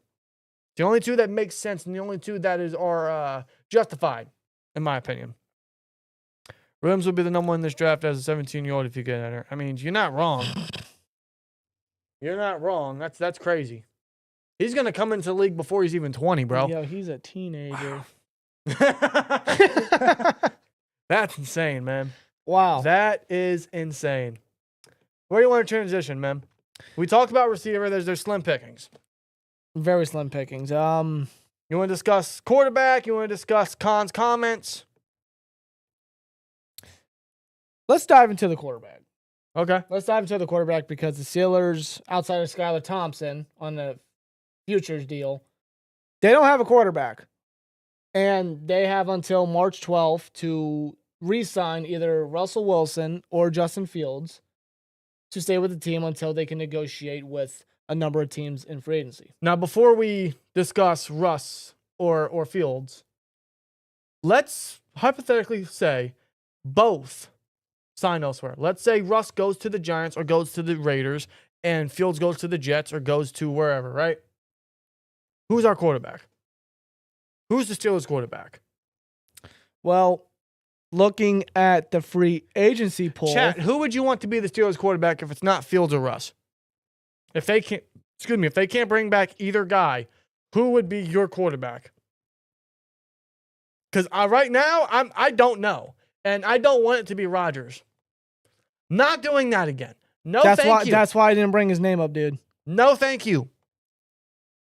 Yeah, looking at the Stein, the kid, says it's going to be Rodgers because with this team right now, the stupidest thing that can happen will happen. You're not wrong. You are not wrong. I hate that we're even considering that. Walter says Sam Darnold. With that contract? Yeah, Sam Darnold is obviously the top dog. That's not a good thing. Nope. That's not a good thing. If we sign Sam Darnold, I'm looking at the list. Oh my God. I would much rather draft a guy. I would rather draft someone in the second or third round and make them the day one starter. And there's not many guys that are ready for that. Yeah. Like looking at the free agency pool quick. There's Jackson Dart, there's Will Howard. That's it. That's the only two that are justified around that time frame. Yeah. Now, I like both quarterbacks. I do. Think you work with the Kings, you have them develop a little bit. Though the Steelers' development at quarterback is kind of poor. They're not day one starters, in my opinion. But if you want a solid rookie backup to kind of learn the playbook and try to develop, those are two guys that I'd be okay with. Me too. But I wouldn't take them second or third round. But if they have to, that's the only thing I can justify if they don't bring back Fields or Wilson. Yeah. But if they don't have Russ or Fields, A-Rod's out there. I'm not saying sign A-Rod. Do not do that. No. That would be dreadful. Well, the chat, Donnie says resign Kyle Allen just in case. I think that should happen regardless. I think he's a solid backup in this league. They could do that. Tyler Shaw from Louisville. Yeah, he's an older rookie, but yeah, I mean, I do like what I saw from him. I wouldn't draft him early, though. No. Would he be a day one starting, day three selection? No. No. I mean, come on. No, I'm looking at the free agency quarterback. Zach Wilson, Trey Lance, Jacoby Brissett, Marcus Mariota, Drew Lock, Joe Flacco, Jameis Winston. Bring in Flacco. Oh God. 40-year-old Joe Flacco? Dude? Yeah. I'd much rather Flacco than Rodgers. I can't believe I just said that. I'd rather look at Mason Rudolph again. Sure. I got that man's jersey. So do I. Out of respect. For one game. Out of respect. And I wear it and think it's a Justin Fields jersey. Dude, I'm hoping I can reuse that. Dude, the free agency pool is garbage. It's garbage. It is horrible. So it is literally either Russ or Fields. They have two options. What are they waiting for, is my question. I don't know. Now, yes, they still got time, but they need to re-sign one, preferably Fields, by the end of next week. Dude, do not wait to the last minute. Dude, we are 3 minutes into the first day of March. You know what? Let me make that. Literally right now. It just turned March 1st. Oh, happy March, guys. Goodbye, February. Digital Dust says trade for Milton. Joe Milton? Joe Milton? I don't hate that. I actually like that. For the right capital. It's not going to cost a lot. It shouldn't. It's going to cost maybe a 5th or 6th round pick. And here's the thing. Do we have a 6th? No. We have a 5th. It wouldn't have to be this year's 5th. No, it could be next year's 5th. Listen, we are trying to like 5th round picks again. The Patriots already have their guy. Yeah, it's May. It's Drake May. Yeah, we know that. Joe Milton, I don't know if he can be a starter, but if you can get Fields or Russ back, Milton is a cheap option who's on a rookie deal. And if he's not the guy, guess what? He's your backup. And he's an athlete similar to Fields and would fit what Arthur Smith already wants to run with Fields. Yeah, and I don't hate that idea. And I actually liked how he played in the last Patriots game. It was when they benched Drake May. There was the game Mayo won, but then got fired immediately after. Yeah. Whatever team they played, Milton played very good. I was actually very surprised by that. He slung it. Joe Milton slung it.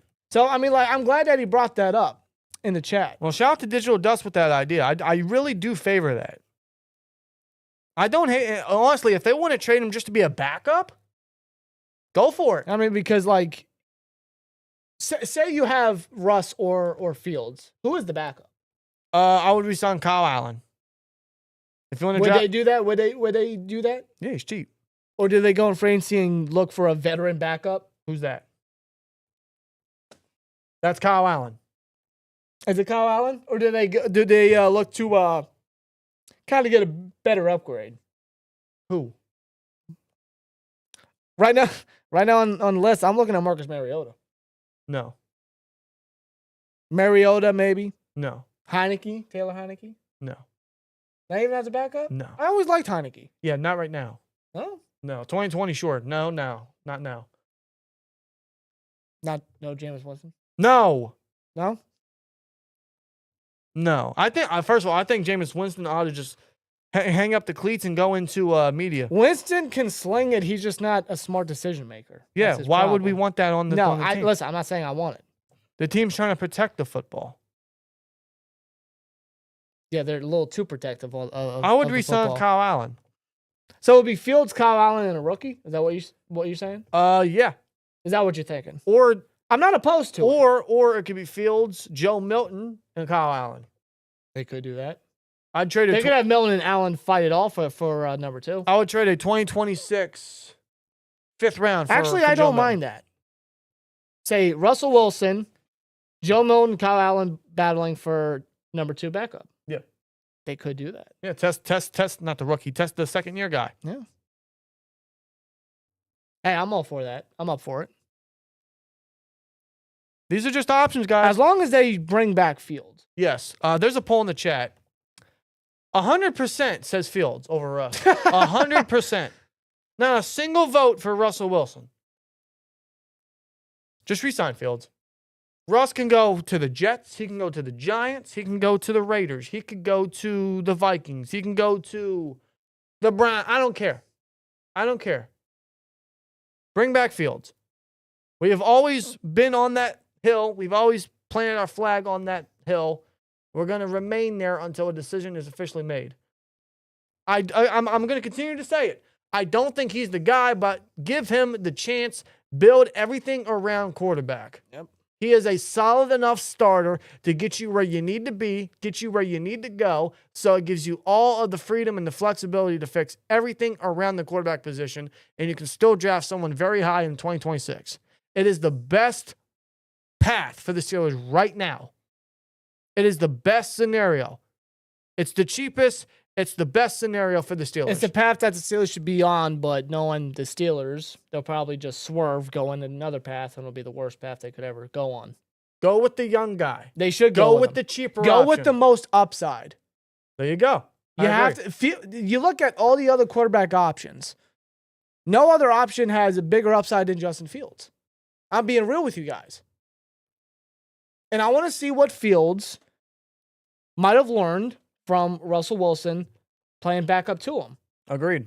What he learned in practice, what he learned watching Russ play out in on the football field. Can we bring back Charlie Batch? Maybe.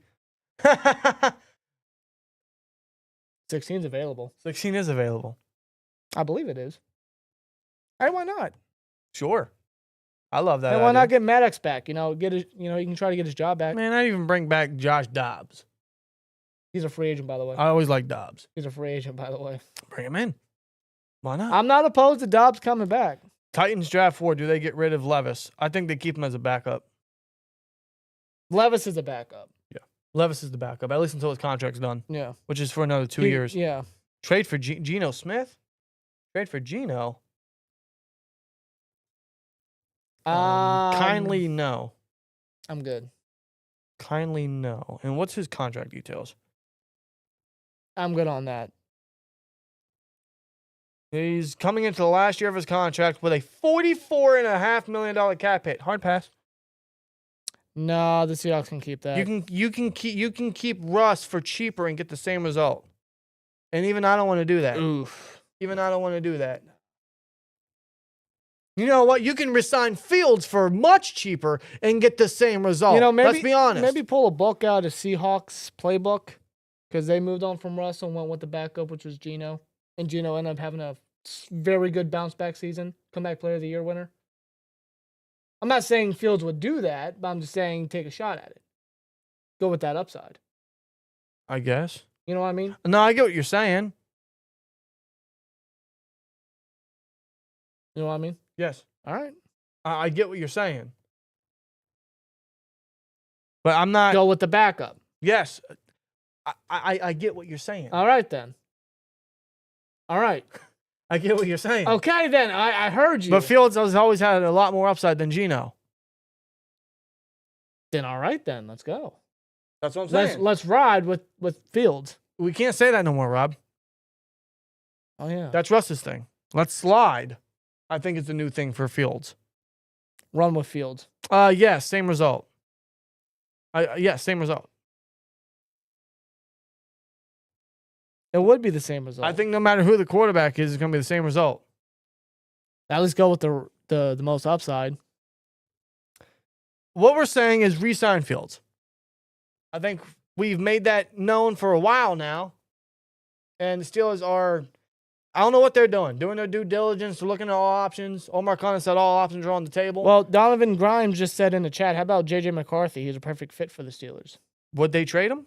If they re-sign Sam Darnold, then yeah, they could absolutely trade McCarthy. Yeah, that's kind of a under the radar kind of a discussion. But what story for the offseason. What's it going to cost the Steelers to get J.J. McCarthy? Well, see, because you got to think the Vikings, McCarthy was a first-round pick. Yes. They're going to want a return on their investment. Straight up. They're not going to sell for anything less than a first. They used a first for McCarthy. No one could have anticipated that he was going to sustain an injury and he needed surgery. And if they're going to bank and bet on Sam Darnold after the collapse that they had, they're going to want a return on their investment. Simple as that. Sure. Would I do it? No. I will not do that. Okay. I would not trade a first for McCarthy. Not a first. No. But what are the Vikings going to want out of him if they do trade him? But here's the thing. Even if they re-sign Darnold, they don't have to get rid of McCarthy. He can sit for another couple of years if he has to. Yeah. Yeah, say Darnold stays. It wouldn't be. I don't think it would be a long-term deal. Maybe at most a 2-year extension. I think we need to get back. I think we need to modernize quarterbacks sitting for a decent period of time. They don't need to be thrown into the wolves day one all the time. That is how quarterbacks turn to shit. Look at how Jordan Love has turned out. Jordan Love, Aaron Rodgers, Peyton Manning. Can you imagine if social media was around in his rookie season? Like, can we get back to allowing these guys to grow properly? They don't have to be thrown in the wolves so soon. That is why these teams are continued to be in quarterback purgatory. Browns, Jets. Right. J.J. McCarthy. Look at the Chiefs. Pat Mahomes. They sat Mahomes for a whole year. It was a whole year, but it was enough. It was enough. That's all it took. They traded up for the quarterback and made him sit. Yeah. And look at that. Like, can we normalize this again? Which is a reason why we want Fields back, and which is why I don't think McCarthy's going to get traded. Because even if they do resign Darnold or grab someone else to be quarterback, McCarthy can sit, and it's not a bad thing. It wouldn't be. And that's the smart thing to do. If that's Connell's vision, if that's Kevin O'Connell's plan, then give Sam Darnold a 2-year extension for a boatload of money, and then just continue to have McCarthy develop. Yeah. Have him learn. Have him get better. Because McCarthy is an athlete. He's a fine player. But there's some kinks that he can still work on. Right. I felt that way when he came out of Michigan. I mean, that's what they could do. I wouldn't be surprised if that were to be the case. Who was a better prospect, Mason or Landry? Mason Rudolph or Landry Jones?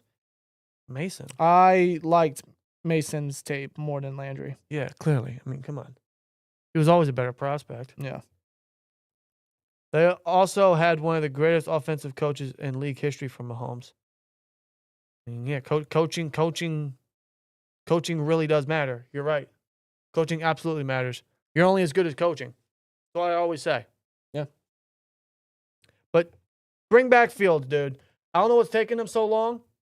I know what they're doing. Khan has said all options are on the table. But, boy, I'll tell you right now, the options don't look good. The options look stupid bad. Like, so just outside, not to interrupt you, outside of Justin Fields, what is a better option? Who is a better option? No one. Your best option right now is Fields. Yeah. No one is a better option right now. Darnold's not a better option. Rodgers ain't a better option. Kirk Cousins ain't a better option. Yeah, he's going to get cut. No. No. Fields is your best option for a lot of reasons. Just bring him back, give him the year, and fix everything around the quarterback situation. I don't know how many times that we have to keep saying it. Until he is signed, I guess. All I'm going to say is they need to sign him by the end of next week. If I don't see a report from Schefter or Schultz or Rappaport or whoever that says the Steelers have assigned Justin Fields to so-and-so by the end of next week, by literally this time next week, I'm going to wonder what the fuck is going on. Mm-hmm. Because do not wait until the last minute. Do not wait till the last minute. I know that teams can't exactly negotiate and talk to players until Monday, the following Monday, next Monday, the 10th. But do not wait till the last minute. Do not allow that negotiation period to happen. Make him a Steeler for 2025. Make him the starter. Yeah. That's what they need to do. If he is not resigned by this time next week, I'm going to have a serious problem. Because I don't want to wait till Sunday or Monday to be, hey, they've signed Fields.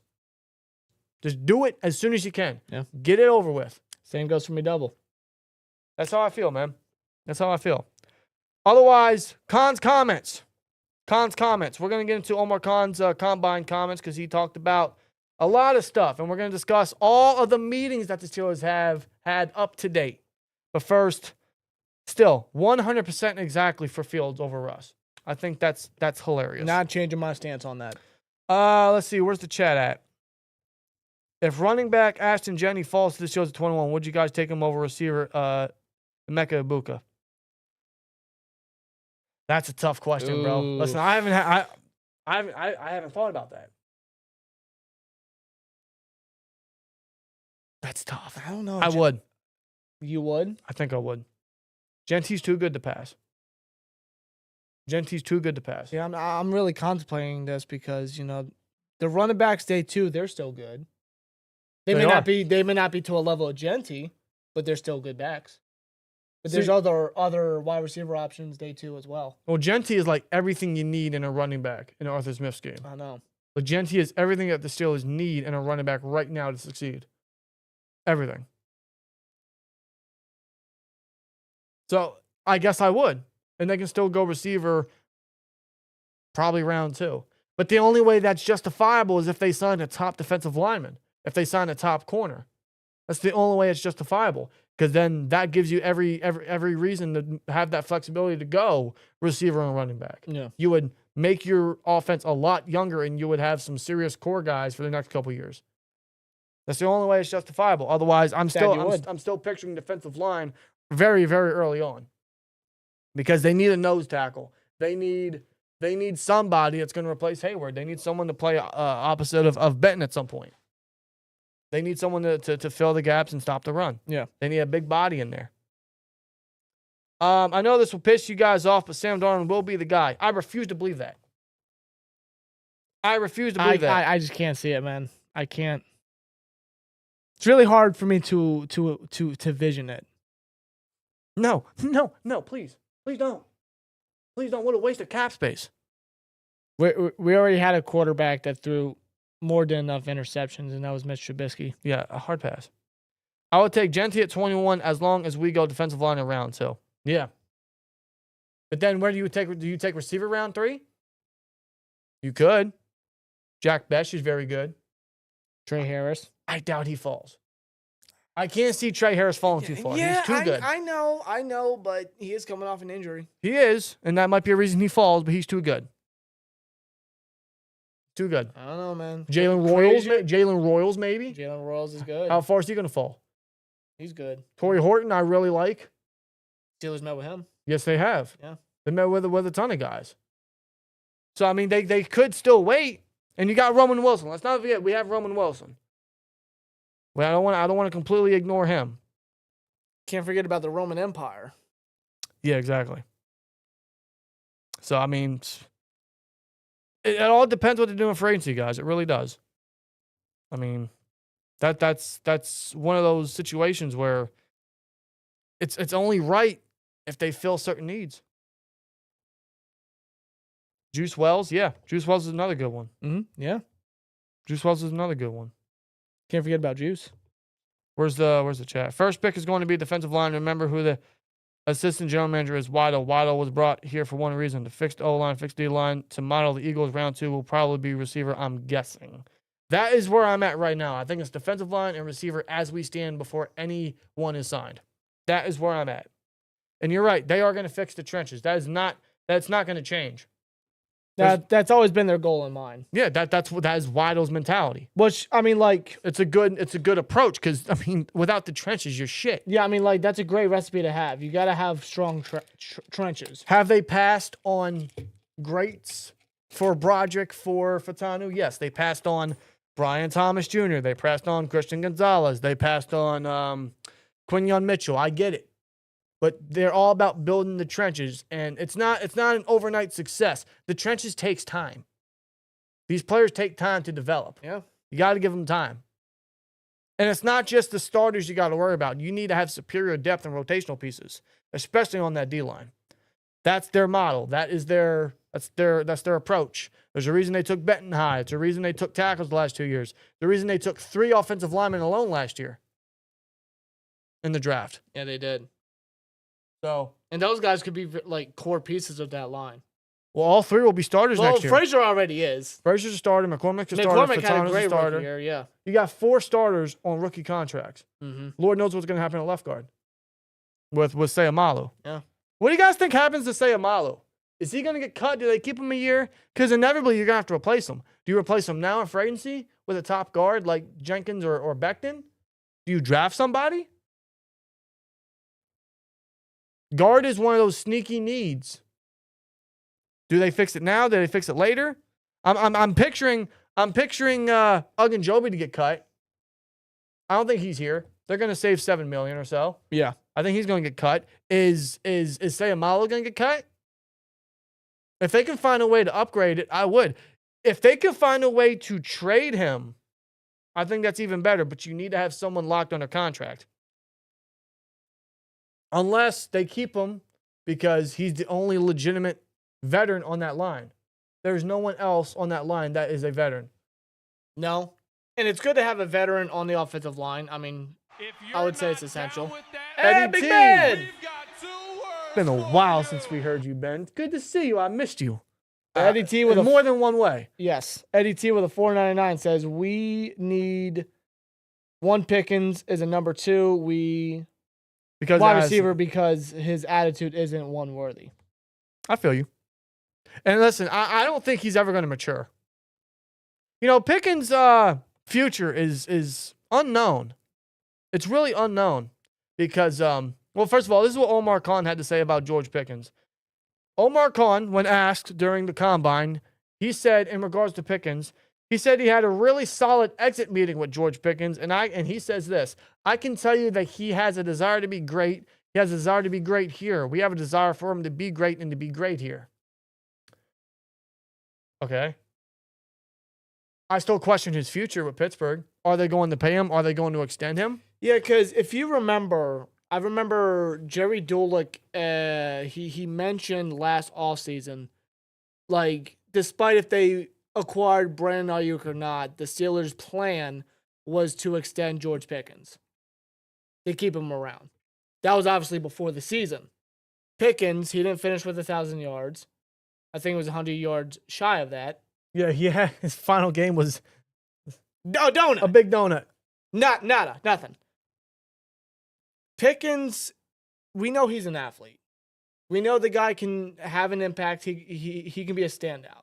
You put him in Kevin O'Connell's system or Sean McVay's system. The guy's breaking out. Andy Reid's system. You put him with Patrick Mahomes, forget about it. Forget about it. You're done. Defensive backs are cooked. But here's the problem with Pickens is I don't think he's ever going to mature. He hasn't by now. I don't think he ever will. And then you match in the coaching situation. You match in how rough the offense is. You add in how he's not getting the ball and he's going to be frustrated on the sideline and his ego and his character and his attitude. None of that's going to change. I can't picture that ever changing. Well, you seen how many times Pickens has been memed yes. everywhere? Like Mike Tomlin looking at George Pickens tackle a family of 5 and whatnot, and Tomlin just has that look. You know what I mean? Like it's a legitimate thing. That's the thing. Like it's not that serious, but yes, Pickens' attitude is very noticeable. It's not going to change. When he doesn't get the ball, or the offense isn't doing anything, or the team isn't doing anything, Pickens will showcase his feelings. He will let his feelings out. Whether that means he just wants the team to be better, he wants the coaches to be better, or he wants the ball for himself, for his statistics, for his value, to be like, I got the team this win. I got the team to this and that. I don't know. But his attitude and his maturity is a problem. He's also going to command probably 25, 30 million. Undoubtedly. Do the Steelers give him that? Well, if they want him, they're going to have to. There's no doubt about it. Yeah. Otherwise, but looking at it a year later now, from what Dulick said, now I don't know if that was a legitimate report, if that was just his speculation. That probably was just his speculation. But it's still, something to throw out there, still something to add. A year later now, is the Steelers' mindset and their mentality, has that changed in regards to George Pickens? I don't know. Well, according to what Omar Khan said, they had a good meeting. They want him to stay there. Now, keep in mind, Omar Khan also said that he had faith in Kenny Pickett last year at this same time and traded him away. But that's also after he signed Russ and Kenny threw a damn baby fit. So would it depend on what the Steelers do at wide receiver in free agency or in the draft? Would it depend on who comes to the team? Would it depend on how Roman Wilson plays? Does Pickens want to be here? Would it depend on if Calvin Austin can step up his game a little bit more? What I picture happening is I don't think they get an extension done before the season starts. I could be very wrong, because the Steelers have a trend of signing people right before preseason, right before the beginning of training camp, really. I mean, last year they did it with Pat Freiermuth. The year prior they did that with Alex Highsmith. The year before that was Watt. The year before that was Hayward. The year before that was Minka, Deontay, Boswell. That's their trend. So they could still do that with Pickens this year. But what I picture happening, I don't think a deal gets done. He enters the last year of his contract. He goes into next season a free agent. The Steelers franchise tag him. They haven't used a franchise tag in quite a bit. Since Bell, actually. Wow. Since Bell, twice. So it has been a long time. So that is a huge possibility that you throw out there. I know a lot of people have said or entertained the idea, maybe the Steelers should trade Pickens. They should trade Pickens. I don't hate the idea. I don't, because one, I don't think he's ever going to mature.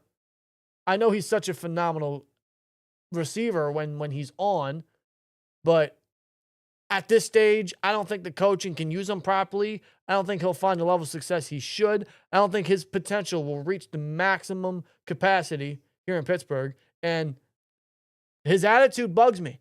It pisses me off sometimes. Do you remember? So I don't hate the idea of trading Pickens, but they need to find a solution before doing so. And I don't think they're going to trade him. Yeah. And do you remember, I think it was during the early stages of training camp, wasn't Pickens and Zach Asani, didn't they exchange words or something? They did. They had a disagreement.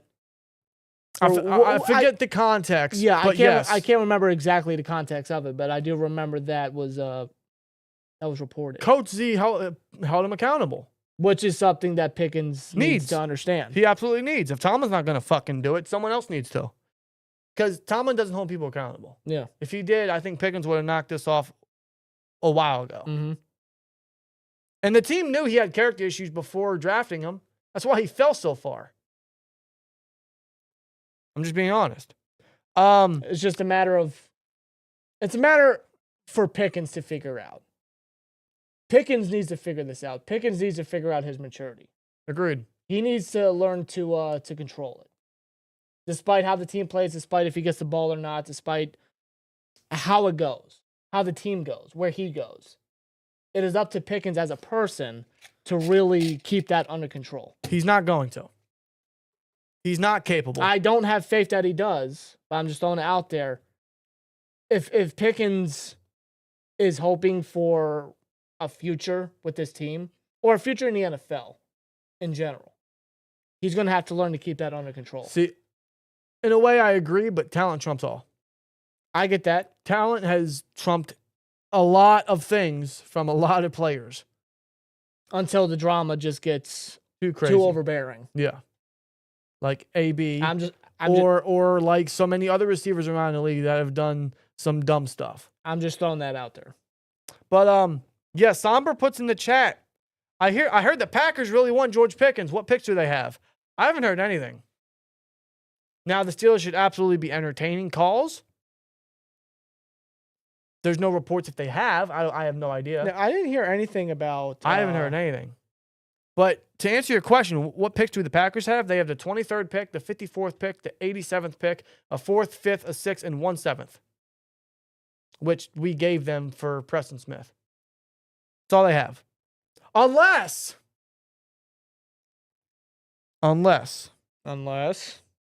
Now, stay with me. Unless they trade for Jair Alexander. So what you're saying, what you're throwing out there is the Steelers trade George Pickens to Green Bay. They get a wide receiver, which they need for Love, in exchange for Jair Alexander. Yes. Where the Steelers need to fill cornerback desperately. Yes, and you get an elite corner opposite JPJ. I'm not opposed. And then you could take receiver very high in the draft. Maybe get a Mecca Ibuka. Maybe you get a Jaden Higgins or a Jack Best or a Trey Harris early on. Matthew Golden. Elite A.O. Manor. Mm-hmm. There's options. There's a lot of options early on, yeah. Just throwing it out there. I'm not opposed to it. It's not going to happen. But if this team wants to entertain and throw a huge blockbuster move, I'm all for it. Now, I know Alexander. I love Alexander. I liked him a lot coming out of college. He is just a premier cornerback for Green Bay. He's very good. I am not a fan of his injuries, though. Correct. That's a worrisome thing. Yes. In fact, last year, he didn't play many games. Last year, he played, if I can find it, seven games. He didn't play a lot of games. And he's played 14 games the last 2 years. Green Bay was in the playoffs, right? Yeah, they were. Yeah. Did he play in that playoff game? I couldn't tell you. No, he didn't. His last game was last November. Ooh. He's played 14 games the last 2 years. Ooh. So, yes, you run into that issue heavily. You got to take that into account. Yes. Yeah, big time. Big time. And we're not the best when it comes to conditioning. No, we're probably the worst. We might be the worst at that. No, we're not the worst. Lions had a lot more injuries. Yeah, I mean, yeah, the Lions, I mean. Can we get Aaron Jones? He's with the Vikings. Yeah. Is he? I thought he signed a 1-year deal. Is he a free agent? He is a free agent. Oh, yeah, he is. I mean, it's a possibility. I like Aaron Jones, but he's kind of aging, man. We need to get younger. He's 30, but he had a great year for Minnesota. He did have a great year. It's also Minnesota's scheme. And he's a do-it-all back, though. Steelers don't usually give second contracts to receivers. No, they've only done with Ward, AB, and Juju, and Deontay. Yeah. That's it. That's what, 4 receivers? That's it. That's it. That's it. It's not it. I mean, granted, this isn't your daddy's Steelers. So, No. I mean that more in one way. This ain't your daddy's Steelers in terms of success, and this isn't your daddy's Steelers in terms of what they do in the front office. Roman Wilson is injury prone. Well, he was hurt last year. I can't really. He wasn't hurt. I can't label him injury prone. Not yet. If he's hurt again this year, like a Senquez Golson, sure. I I can't label Roman Wilson injury prone. I can't label Troy Fatanu injury prone. Not at the NFL level. Not yet. Not yet. I mean, if it happens again, I mean, Fatanu, you always have that because he did have knee issues coming out of Washington. Yeah, that was one of the reasons why he fell so far. Absolutely. That's why he fell to the Steelers. But as far as NFL goes. I'm not going to stamp him Right. as that yet. Well, speaking of tackles, let's continue on to Omar Khan's comments. He discussed about Broderick Jones. Broderick Jones is a interesting character in Pittsburgh, isn't he? He says this about Broderick Jones. Now, keep in mind, last year at the Combine, a year ago around this time, Khan stated that Broderick was drafted as a left tackle, and he was eventually going to play left tackle, which is exactly why the Steelers took Troy Fautanu in the first round last year to play right tackle. So what did the Steelers do? They continued to start Dan Moore and kept Broderick out of position and made him the swing guy. And when Fautanu got hurt, he had to play right tackle because he was the only guy in the room that knew how to play it. And that's a stretch. And even before Fautanu suffered that injury, they wanted to rotate Broderick and Fautanu at right tackle. Yeah, rotate them in game, which they did versus the Broncos week 2. Name me another NFL team that does that to their tackles. I don't know. I can't give you an answer. So Because the answer is no one. So the usage of Broderick has just been... Now, Broderick has not really played very well as a right tackle. But again, his usage has been awful. They have not used him properly. They have not developed him properly. Yeah, I mean... They knew, the Steelers knew they took a raw left tackle, traded up for him, a left tackle, and they thought, let's put him on the other side. yes, why not? Like, we haven't done that before. Hey, this guy's played a year and some change at left tackle. Maybe we should move him to the other side when he hasn't played there ever, and he's very raw. And we like Dan Moore. Yeah, Dan Moore, who gives up 10 sacks every fucking year. Yeah. Khan essentially said that it's a safe assumption that he'll be the starting left tackle. It's about time. Is there a God in this world? It's about time. This is what should have happened from day one. The second that Broderick got his first start versus the Ravens, I forget I want to say week 4 of the 2023 season, he should have stayed at left tackle. Never should have been removed. Never should have been moved. What did the coaching do? They put Dan Moore back in and they kept Broderick flip-flopping. Omar Khan drafted him to be a left tackle. The coaching fucked him up. The coaching screwed Omar Khan's vision. And now, 2 years later, they're finally putting that vision to legitimate reality. Yeah, while It took them a while. While Broderick, for 2 years, was away from his natural position of where he stood out at Georgia, and Fautanu, though he was a left tackle at Washington, he's converting over to right, and he was out all of his rookie season. So, I mean, like, yes, we're getting the vision. We're getting what appears to be, hopefully, the franchise tackles with these back-to-back first-round picks and Broderick Jones and Troy Fautanu. At Broderick at left, Fautanu at right. But the worrisome thing is that they have been away from those positions for one way or another. Broderick hasn't played left tackle in essentially 2 years in the NFL, and Fautanu was out pretty much all his rookie season. Yes. So building these guys up, it's going to take a lot more patience now from all of us. Mm-hmm. And we don't have the right coaching to do it because Pat Meyer's coming back. This is not good. No, it's not. So it's good that they're finally putting Omar Khan's vision into place, but they don't have the right people to put the vision to the best success possible. No. And the injury to Fautanu, nobody could have predicted that. Nobody could have predicted that. It was one of those things that happened. We can only hope that he stays healthy, he bounces back from it, and he can establish himself as a dominant right tackle. Yeah, nobody could have predicted that, but that doesn't mean make your former first-round pick the backup, the swing guy. Let's take a first-round pick on a swing tackle. No, that's where the Steelers should have gotten better depth, better swing depth at that. See, I think Omar, if they wanted, I would never start a Dan Moore. I never would have done that. But if they wanted to do that, just have Broderick as the primary backup left tackle, not the swing guy. Because he did his rookie year. He should have never, ever seen a snap or a rep at right tackle in practice or in an actual game. No, he should have always been a left tackle, and that should remain the case. The Steelers should be telling Broderick, forget everything about right tackle. You ain't got to worry about it. We'll hold that down. Learn everything about left tackle. You're where you need to be. You're in your natural position. Let's get to work. They need to keep him away from the right tackle spot forever. Yeah. Omar Khan, I trust him and his vision and what he's trying to do.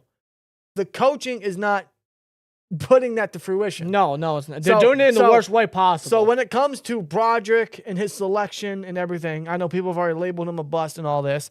I don't put this blame or any of that on Khan. I put it on coaching. And now Khan has been telling you what he's been wanting to do for 2 years now. And now it's about time they put it in place. He said only because Dan Moore's going to be a free agent. He said it last year. I drafted this man to be a left tackle. Yeah. When they put him at left tackle, I don't know. That's out of my position. Yes. I just drafted people. I just get these guys to the team. It's up to them to get them to where we want them to be. And the coaching has failed that. They wasted 2 years of Broderick's career. Yeah. And now Broderick, going to be a left tackle, is in for a huge year. And this is where Broderick, at his natural position, is where he's really going to have to stand out and step up. Yeah, because now there's no excuses for Broderick. No excuses. And I don't know how much longer you guys are going to give him time, if you are giving him time, but, it's probably going to be at least till midseason. He's only going to be here. He has 2 years left on his contract. With a fifth-year option. And this is a huge critical year for Broderick to really showcase that, yeah, this is where I should have been the first 2 years of my career. Yeah, but I don't think they're going to exercise his fifth year. And they probably won't. They probably won't. So he has 2 years to get it right. So now it's up to Broderick. It is. It's up to coaching too, but it's up to Broderick now that he's going to be where he needs to be, where he should be. I can only hope for the best. I think that's all we really hope for, really. Yeah. Hopefully these guys can be the guys that tackle. Donnie says, how about going after DJ Reed and Ward? There's plenty of cap money and about to be more. I see several cuts coming. Yeah, I see Ogunjobi getting cut. Maybe Sayamalu. Maybe not. I'm just going to throw it out there. Maybe Holcomb. I don't know. We mentioned that in a prior video. We just made a video discussing the cornerback market. And 7 options we gave you guys. Ward and Reed are in there. So is Byron Murphy. Byron Murphy's kind of like my dream guy. Yep. If they can't get any of those top people, I would preferably like a Carlton Davis or a Paulson Adebo. I'll even take Asante Samuel. Plenty of names out there for corner. Plenty of names. I mean, cornerback group and free agency is stacked. I don't see how the Steelers don't sign either one of the guys that we listed. Well, according to Khan, continuing on, this is what he mentioned about Corey Trice, because there were reports from Jerry Dulac that the Steelers really like Corey Trice and they view him as a cornerback too. I think we all agree it's not a good idea because he's injury prone. We can officially say that now. He's injury prone, and he's only played maybe a handful and some change of games ever in his entire NFL career. In regards to Corey Trice, this is what Omar Khan had to say. It says, Trice is someone that they really like. They like Corey, but the reality is his durability is an issue. And until it's not an issue, the cornerback position is something that they will have to address. So pretty much they're saying, hey, we like Corey. We drafted him for a reason. But he hasn't showed us that he's healthy enough, so we still got to address corner. Yeah. Corner should be one of the first positions that they sign in free agency, undoubtedly. There's too many guys out there to not sign somebody. Yeah.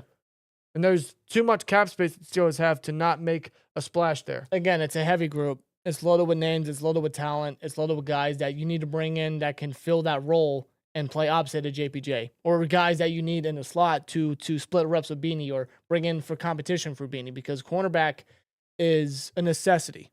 It is a dreadful position. And what I like about the cornerback market is all these guys, or the majority of these guys, are great man coverage people. And that's what we need. The Steelers need to run more. They need to run a lot more press. They need to run a lot more bump and run. A lot of these guys are perfect. Murphy is great there. Davis, the Lions run a ton of man. He was exceptional last year. Adebo, great in man coverage. So was Reed. So was Samuel. Plenty of names out there. Yep. So they're going to address corner. I expect them to make a huge move there. I hope they get one of the top guys, being Davis or Reed or Ward or Murphy. But if not, I really like Adebo or Samuel or even Nate Hobbs as like the younger guys. Yep. Younger options. Continuing on. The running back room. Of course, he talked about running back because Najee's a free agent. The Steelers will still be talking to Najee about potential extension. That is still a realistic possibility. I don't think it should happen, only because I think the team can get better. I think the team could absolutely do better at running back. I think they need to get faster. They need to get more explosive. They need a proper fit for a lead back. Najee isn't that fit. He's too slow. He doesn't fit the scheme. And frankly, we've seen everything we've seen from Najee. Let's move on. Let's move on. Let's go cheaper. Let's go draft somebody. Let's go get younger. Someone with a lot more mileage to go. And I think Najee will find better success. But in regards to Najee, he says Najee is obviously a pending free agent. They will continue to talk with him. And Warren is set to be a restricted free agent. Omar Khan did admit that they will tender Warren. I would imagine they're going to give him the second round tender, which is going to be around $5.25 million. Very deserving for Warren. Big time. So they will tender Warren for sure. Khan did admit that. He didn't rule out a return for Najee. I feel like the only reason that they're still talking to Najee is because of Tomlin. I think we should move on from Najee. Najee should go elsewhere. He'll find better success, and I think we can do better. Yeah. I mean, I don't hate. I think I stated this, in a previous video. I don't hate the idea of keeping Najee and Warren because I feel they complement each other very well. They have since Warren really broke out, when he was an undrafted free agent, rookie at that. I mean, they're a fine duo, but I do feel that we can get better at the running back position. Agreed. Like, I love Najee. I appreciate everything that Najee has done. He put himself in the history books, and he's always been a guy that put his head down, tried to be a leader, and just tried to work with what he had to deal with. And he had to deal with a lot of bullshit. He really did. But I feel like it is best that Najee does move on from the Steelers, and he goes to, say, the Raiders or whatnot, and he has a successful career over there in Las Vegas. And I could absolutely see it because Najee is that kind of player. Yeah, for the Steelers scheme and for what the Steelers are doing, it just doesn't fit Najee right now. No. And the Steelers, they have to get better. They have to get faster. They got to get bigger burst. They got to get a lot more chunk plays through the ground. Warren is a guy that is capable of doing that, but you need another guy to complement him. And there is a lot of running backs in this draft class that can do such a thing. Again, running backs. It's loaded. And before we get into who they've met with, because they've met with a lot, especially some of the guys running back, let's see how the chat's looking. Yeah, you guys can close the door on Higgins, unfortunately. That was my guy. It's not going to happen. No. It's not happening. It's not happening, unfortunately. The running back free agent list is worse than the wide receiver list got to draft one. And they will. They're going to draft somebody. I don't think it's going to be round 1. I don't roll out round 2. I'd prefer round 3 only because of the needs we have right now. But free agency hopefully opens things up. Maybe they can draft a Judkins or a Caleb Johnson in round 2. I'll even take Henderson in round 2. I know he has injury concerns, but he's everything the Steelers need in a running back right now. Henderson is very good. I love Devin Neal. I think Devin Neal's great. He doesn't have breakaway speed, but he's shifty. He can always find open space. Yeah, Devin Neal is a human joystick. He can make people miss. Yeah, I just wish he was faster. I mean, we'll see what his 40 time is if he runs it tomorrow, but from his film, he doesn't have breakaway speed. He gets a lot of burst runs, but he's always being caught after a while. But I still love Devin Neal. There's so many other good running backs. Yeah. Running backs really stacked, man. So is corner. Somber says Quincy Riley would be a nice piece in the draft. He can play nickel as well as outside. Yeah, he has that versatility. Yep. So does Elijah Huzzy from North Carolina. I know he's a little slower, but I like his versatility. I see a little bit of McDuffie in him, just a little bit. I really like Jacob Parrish from Kansas or Kansas State. Yep. I really like him a lot. Those are later options, in my opinion, like round 4 options, preferably. So if they want to take like a nickel, a slot guy around like round 3, round 4, those are the guys I particularly like. Yeah, if they don't address it in free agency. I would grab an outside corner in free agency and draft a slot corner. I think they got the ability to do both. Unless I think they have the ability. I think they have the ability to get both an outside and a slot corner in free agency while going into the mid rounds and getting another cornerback. Unless they address slot corner, maybe with like a Nate Hobbs or whatnot, and they take someone that you just can't pass on, like a like a Benjamin Morrison or an Amos or a Thomas from Florida State. They could do that. Or a Revel if he falls, or a Jade Barron. I know Barron's probably going to fit best as a slot guy, but he can play outside too. He's got the speed, obviously, to keep up with anybody. He's got the speed. He's got the size. He's got the versatility. I mean, Barron was fantastic. He is fantastic. His play reminds me a lot of Branch. Yeah, a little bit. I look back at Branch's tape from Alabama and what he has done for the Lions. I look at Barron. It's almost identical, at least to me. Well, let's also think, maybe they go round 2, round 3 for corner. What about a Denzel Burke from Ohio State? He has lockdown potential. What about a Hairston from Kentucky? Yeah. I mean, you seen his 40 time? Yes, I did. Maxwell Hairston. How about a Noel Williams from California? Darian Porter. My only issue with Darian Porter is he's an older rookie and he's still raw. Yeah. But he's got the frame, he's got the speed that the team needs for that position, for sure. He fits exactly what the Steelers have drafted in cornerbacks the last couple of years with JPJ and Corey Trice. Yeah. He's a former receiver turned corner, which clearly the Steelers adore. Look at Justin Lane. Look at however many corners they've had in prior years. Some of them didn't turn out the best. He just lacks starting experience, and he lacks that experience as a corner. My only negative with Darian Porter, but I mean his measurables and the way he is in coverage is undeniable. But do you trust this coaching staff to develop that guy? Well, no, but Gerald Alexander's always been a fine coach with whatever position he's had to coach. That's fair. Gerald Alexander, when he was the assistant defensive backs coach that 1 year for the Steelers, the defensive backs played well that year. The safeties coach last year for the Raiders. Morig had a very, very good year. Same with Isaiah Polamalu, Troy's nephew. He's actually just got an extension for the Raiders. Yeah, and that was with Gerald Alexander being their safeties coach. Yeah, now he's the permanent defensive backs coach. Like, wherever Alexander goes, like, his impact is felt at whatever position. Right. So, like, I'll give that to Alexander. Alexander's a very good coach. So we'll see what he can do with the defensive backs. Yeah. Because I feel like, no doubt about it, will be essential. I mean, let's. I mean, what Omar said about the draft, he pretty much said that the notable strengths, like the depth at positions, are defensive line, running back, edge, defensive back, O-line, but didn't mention receiver. No, in that category, he did not mention wide receiver. No, but in regards to who they've met with, we're gonna go down the list here. They have met with Quinn Ewers, and Jackson Dart.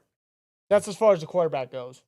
Quarterback position. Running back, they have met with Ashton Genty. They have met with Ollie Gordon from Oklahoma State. They've met with Travion Henderson, Quinton Judkins, Caleb Johnson. I like Caleb Johnson. Who's a favorite in the second round. Marion Hampton, a DJ Giddens, Jordan James, Jadon Blue, who is a speedster. And Dylan Sampson out of Tennessee. And Dylan Sampson, yes. So a lot of running backs there. No Devin Neal, though. No, at least not yet. Not yet. At least not yet. Yeah. Receiver-wise, they met with Emeka Egbuka. Shocker. Luther Burton. That excites me a little bit. Let me say this about Burton. Can you imagine if he had better quarterback play? Let me say this about Burton. You better tackle him. If you don't, you're screwed. I know. Alec Manor, they met with Matthew Golden, Trey Harris, Torrey Horton, who I think is very underrated. They also met with TCU's Savion Williams and Jack Besh. Xavier Restrepo from Miami. I probably butchered his last name. And one of my favorite sleepers of the entire draft class, Ricky White. Beast. Ricky White is a under the radar wide receiver. And he's a damn good special teams player at that too. They even met with Tyler Warren, who's going to be probably the only first round tight end. They're not drafting tight end. They're doing their due diligence. Yeah. They're looking, but Tyler Warren is a beast. Defensive line. They met with Kenneth Grant, Derek Harmon, Alfred Collins, Vernon Broughton, Shamar Turner, JJ, how do you say his last name? Pegus? JJ Pegus from Ole Miss. He's a fascinating prospect. This guy, he can play on offense too. He had 7 rushing touchdowns for Ole Miss last year. Yeah. So he's an intriguing prospect. They met with C.J. West, who I really like. I know he's undersized to play nose, but he's really good. Warren and Brinson, they've also met with. That's for just the defensive line. That shows you how stacked the defensive line is. Mm-hmm. And that's without meeting with Caldwell from Oregon as well. That's without meeting with, however many other defensive linemen.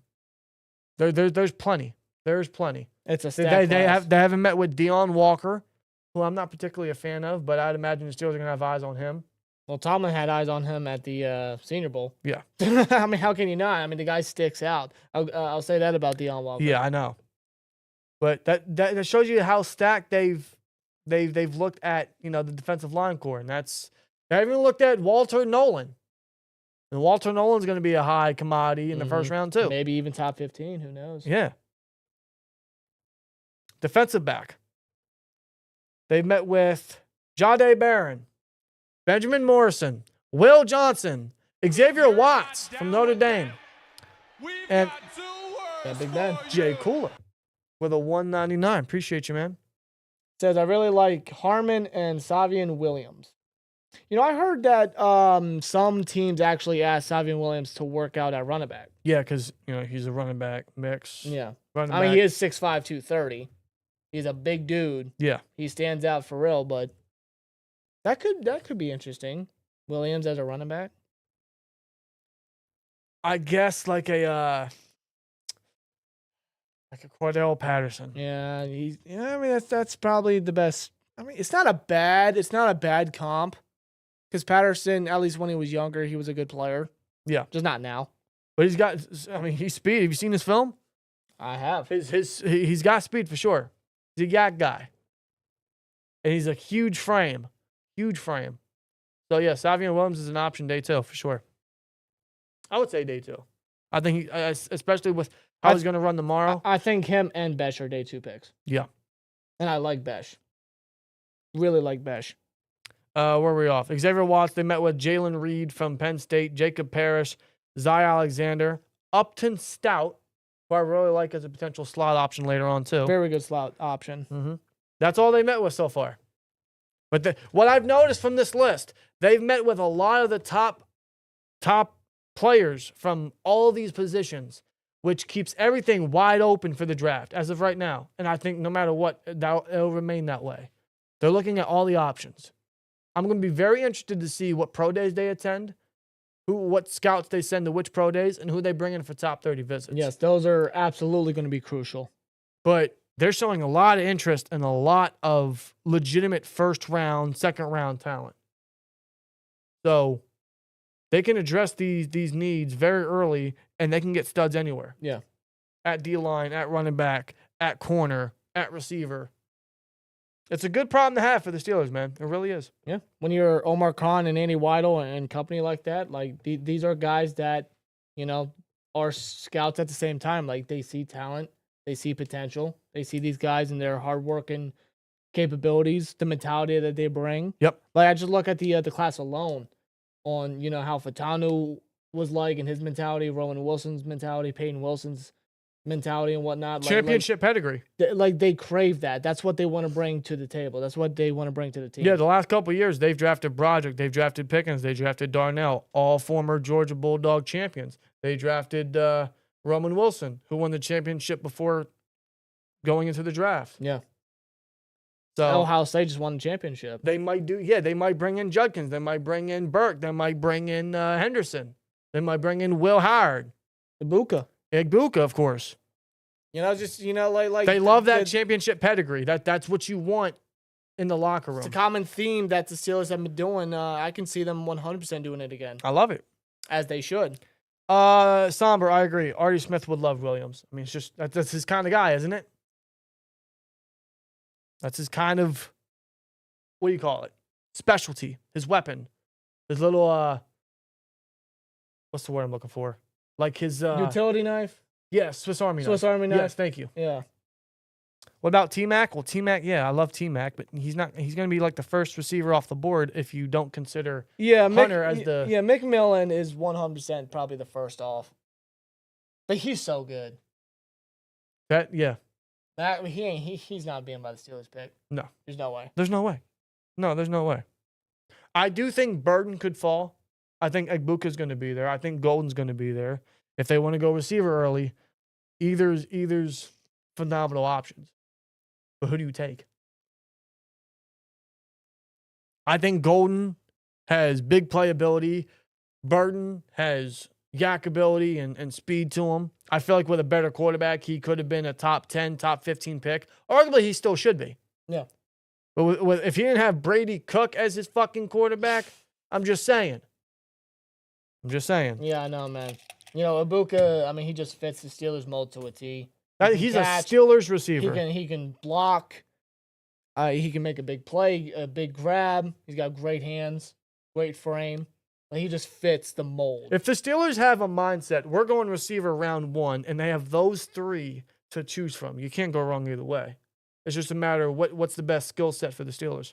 But if I'm going to be real, and it might just be me, if I'm going to be real, the biggest playmaker is Matthew Golden. I thought you were going to say Burton. I think Golden is the top playmaker out of those 3. Golden is the best deep threat because Burton, most of his stuff comes from like the line of scrimmage within 10 yards. Yeah. Which is where he shows the speed. Yeah, and he's a and yak elusiveness. demon. Yeah. He's very good at that. And again, you have to wrap him up. If you don't wrap him up, I mean, you're cooked. Yeah. But if you want to get aggressive and throw down the field, Golden's the guy. If you want a nice possession receiver, someone with solid route running, like Buka, I mean, again, you can't grow either of them. Yeah, either way, you can't go wrong. And that's just talking about receiver. That's not talking about defensive line. Or they can go Grant or Harmon, both home run options. I'm a little upset Grant didn't run drills. He got hurt. Yeah, the hamstring. He'll be good on his pro day. But Grant's a big dude. He's big, but his negatives are his small arms. He has small arms, and I wasn't impressed with his bench press. Yeah. Unfortunately. For being almost 350, 22 reps he had? It's not the worst. No, but I know you expect more. It's a little underwhelming. I know you expect more. It's a little underwhelming. He is a big guy that can clog up the hole and stop the run. Yeah, if you want a pure clogger, like a gap filler, I think Grant is a phenomenal option with pass rush upside. Yeah. If you want a pure pass rusher, I was just about to say this, yeah. Harmon is explosive. Yeah. He's disruptive at the line. He's like a heavier, quicker Hayward in a way. I see a lot of Hayward in him. Yeah. And he's what, 20 pounds heavier than Hayward? Yes. That's why I say heavier. And he ran a similar time Hayward Similar did? 40. Guy's crazy. That'd be great to have. Guy's crazy. Mm-hmm. Guy's crazy. And those are just first round defensive tackles. But here's would you start him at the nose? Harmon? Yeah. No, because Benton's the nose tackle, right? Or do you move Benton to 3-tech, and you make Harmon the 0 and 1, make him the nose guy? It's because I feel you can move Benton around because he has that pass rush upside. I mean, he won so many one-on-one matchups. Yeah. I think Benton needs 3 downs. He needs to move to end opposite Hayward. So say, because Ogunjobi hasn't been cut yet, I do anticipate the Steelers cutting him to save some cap and looking to replace him. Say they do that. They have Benton move over so he can be a 3-down player, and they get a guy like Harmon. You have Harmon as a nose tackle. He could play that. I think he's capable of doing it. And you have Benton being able to play a lot more and showcase his capabilities. Well, you need more interior pass rush. Benton brings that. You need to move him to 3-tech. You need to move him to left end opposite of Hayward. Harmon or Grant, if they're drafted in the first round, if not, maybe Collins, maybe some other great defensive lineman. Maybe they pick up somebody in free agency. They can play the nose. They can be the stopgap. They can be the gap filler. Or they could have sub package where maybe, for example, maybe Harmon moves to 3 and they put Benton as the 0 or the 1. They could rotate either. You're not putting Hayward as the 0. Hayward hates playing it. You could rotate the young guys with Benton or Harmon or Benton or Grant or Benton or whoever they pick up at D-line, either in free agency or the draft. Right. You could do that. Just keep Benton as a 3-down guy as much as you can with that pass rush upside while still filling the run, but I would still rotate either in terms of the scheme, the play down, or whatever the offense is about to run. I think it's a good way to rotate and keep the pass rush upside while stopping the run and honestly keeping guys fresh. If the Steelers and Tarleton ever desire to do that, they desire to move their defensive linemen around. Yeah. Well, they're gonna have to. Yeah. You're not keeping Benton as the nose for a third straight year. No, you got to move him around. You got to let him loose. You can't have him stuck there like a caged animal. You got to let the animal loose. You got to let him out and run around. He should have had 3 downs last year. He shouldn't have been the nose last year. He should have been moved last year. He can do it, but you got to move Ben around. Yeah. You want to get a nose tackle? That could be Harmon. That could be Grant. Grant could really fill that position though with his run stopping ability. He's 342. I know. Like, you want a big dude to fill the gap? And I don't think there's anything wrong with having a massive, big, bulky guy in the middle. I think that's what we need. It's something that we haven't had. I mean, look at for perfect example, look at the Buccaneers with Vita Vea. The man is a mammoth. The man is huge. And he still has pass rush upside, but he is a phenomenal run defender and just a very good athlete even for his size. And even Jordan Davis for Philly. It's a big dude right there stopping the run. Yeah. He doesn't get a lot of sacks, but he does his job, and he's a standout athlete for Philadelphia. And they have guys on that D-line, Philly and Tampa Bay, that they just move around. Look at Kancey. Look at what Kancey did in his second year. He was very well improved. He was moving around, doing what he needed to do outside. Right. Look at what Jalen Carter has done, especially in that playoff push. Having him outside, having him moved around and whatnot. I think that's what the Steelers need to do. They got to take a play out of that book. Jalen Carter and Milton Williams were their pass rushers, while Jordan Davis was their gap filler to stop the run, along with Zach Bond and their linebackers. It's a good way to look at it. Steelers need something similar. Whether that is, maybe they go get Milton Williams, which I would love. Maybe they get, another free agent defensive lineman. There's plenty of them. We'll discuss it in a video next week. They go and get Grant. They get Collins. They get Caldwell. They get Harmon. Any defensive lineman in this stat class. The way I see it, and the trend of the Steelers, I think they move Benton to 3-tech, and they have the rookie playing nose initially, but they can rotate to get him some experience and just to keep them guys flopping and keeping the mismatches there. Because you want Benton one-on-one against the center because that's an athletic mismatch. You want the rookie against the potential guard for, overpowering matchup, strength matchups. You want to put him against the tackle potentially and move Rush Watt inside for that bull rush. There's many ways they can still get to the quarterback. Yeah. And still having Carl Dunbar as your defensive line coach, I feel like is I'm glad. I'm very glad that Carl Dunbar's back. I was afraid they were going to let him go. That is one coach that you do not let go. Dunbar, since he came to the Steelers since 2018, he's done a superb job as the offensive line coach. Yeah. He has turned players into productive players at that. Hayward's never looked better than ever. Hayward has really stood out because of Carl Dunbar. And Montravius Adams, the man was plucked off a Saints practice squad and has been a capable rotational defensive lineman. Yeah. Benton and his development, I'm excited to see what else Benton can do. You know what I mean? Absolutely. I'm so glad that he's around because we're inevitably going to get a rookie. Even if we sign someone, I think we're going to draft somebody. I feel like it's essential. Stack the defensive line. Stack the trenches. We need playmakers. We need interior rush. We need a gap filler. We need depth. Fix the trenches, man. That's their motto. That's their approach. Load it up. It's not going to change. It's not going to change. A lot of mocks also have T-Mac going in the middle of the first. I don't see how that's possible. I don't see how that's feasible. I forget who it was. Was it Bucky Brooks? I'm not the biggest fan of Bucky Brooks. I hate his mock drafts. And his mock drafts? I hate his mock drafts. None of them ever make sense.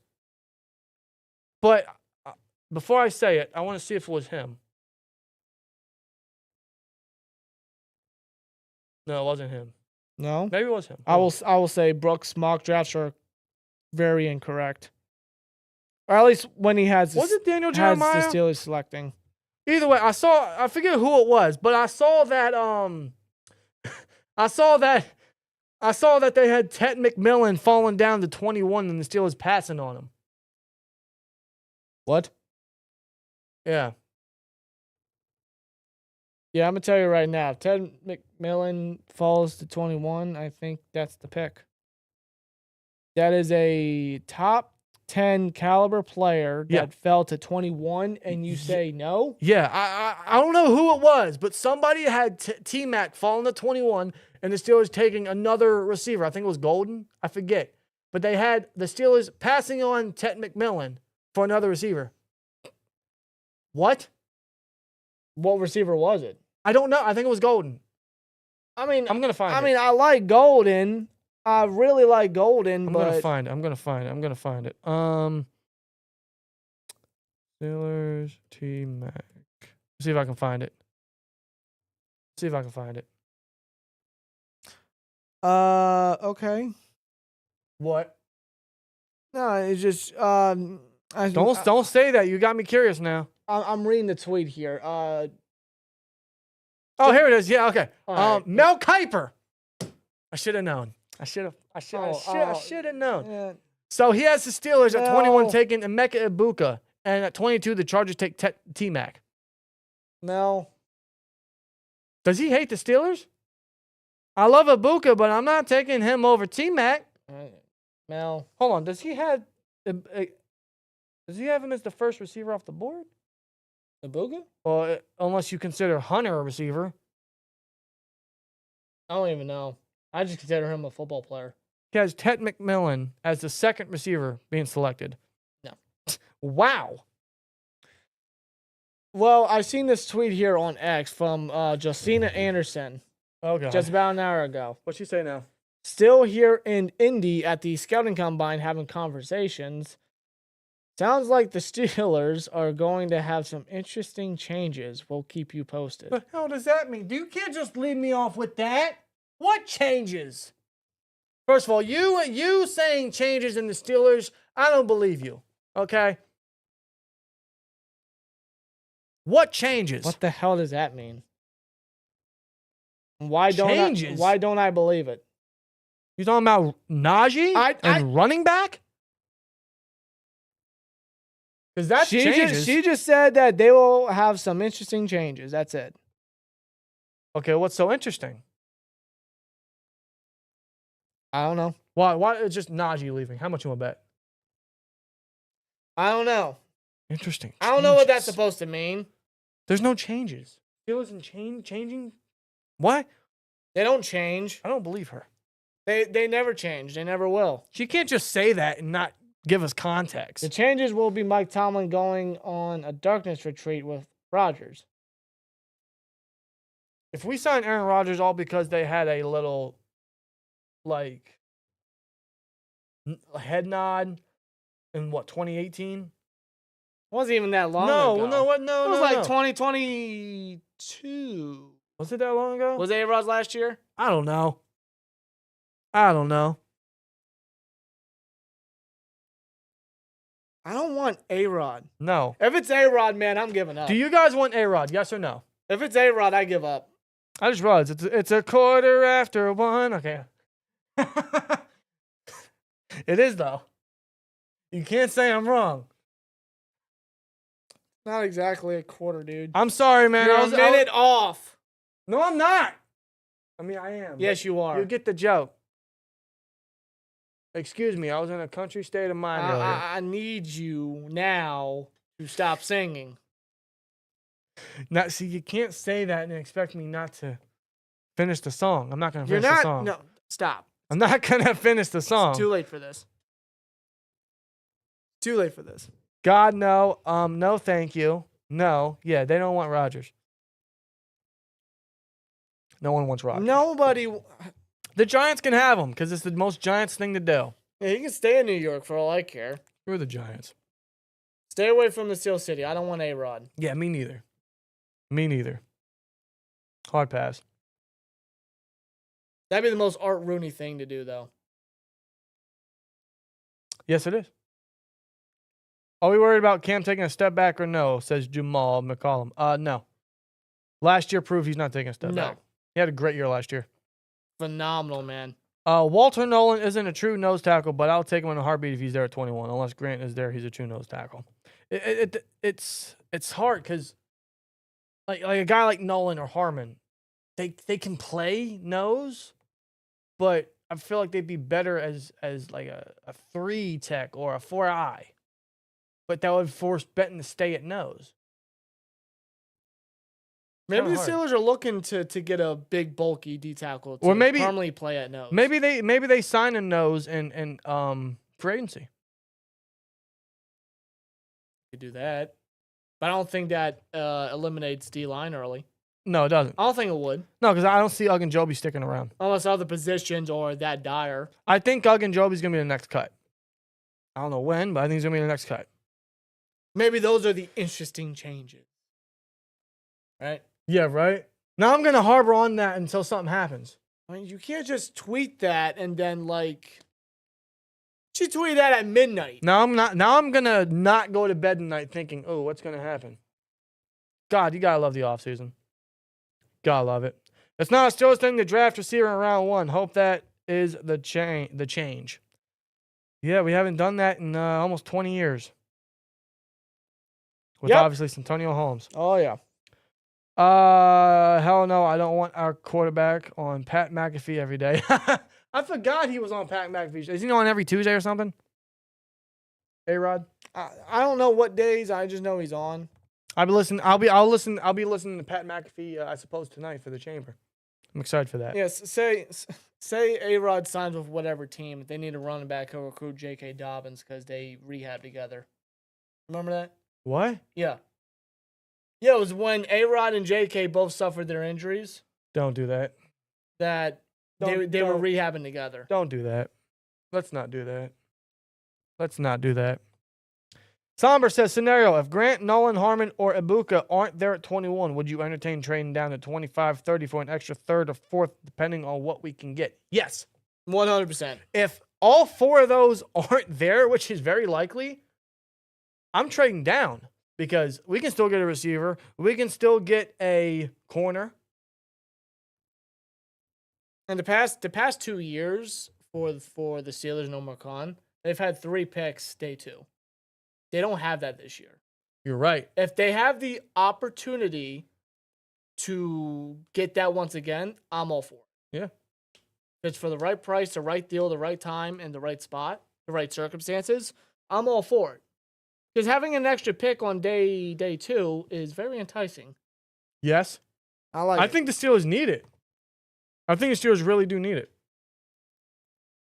Because, honestly, if they can still get like a Golden, and I doubt he falls this far. If they can get Burton. Honestly, the way I see it, if Omar Khan could get a third out of Kenny Pickett, this man can probably do anything. Or if you can get like a Barron later on. Or an Amos. If That's phenomenal value while still getting an extra pick. Mm-hmm. Like, my God. Just kind of looking at it. I don't know, man. I really love that idea. I might have to entertain that for a future mock. I don't know.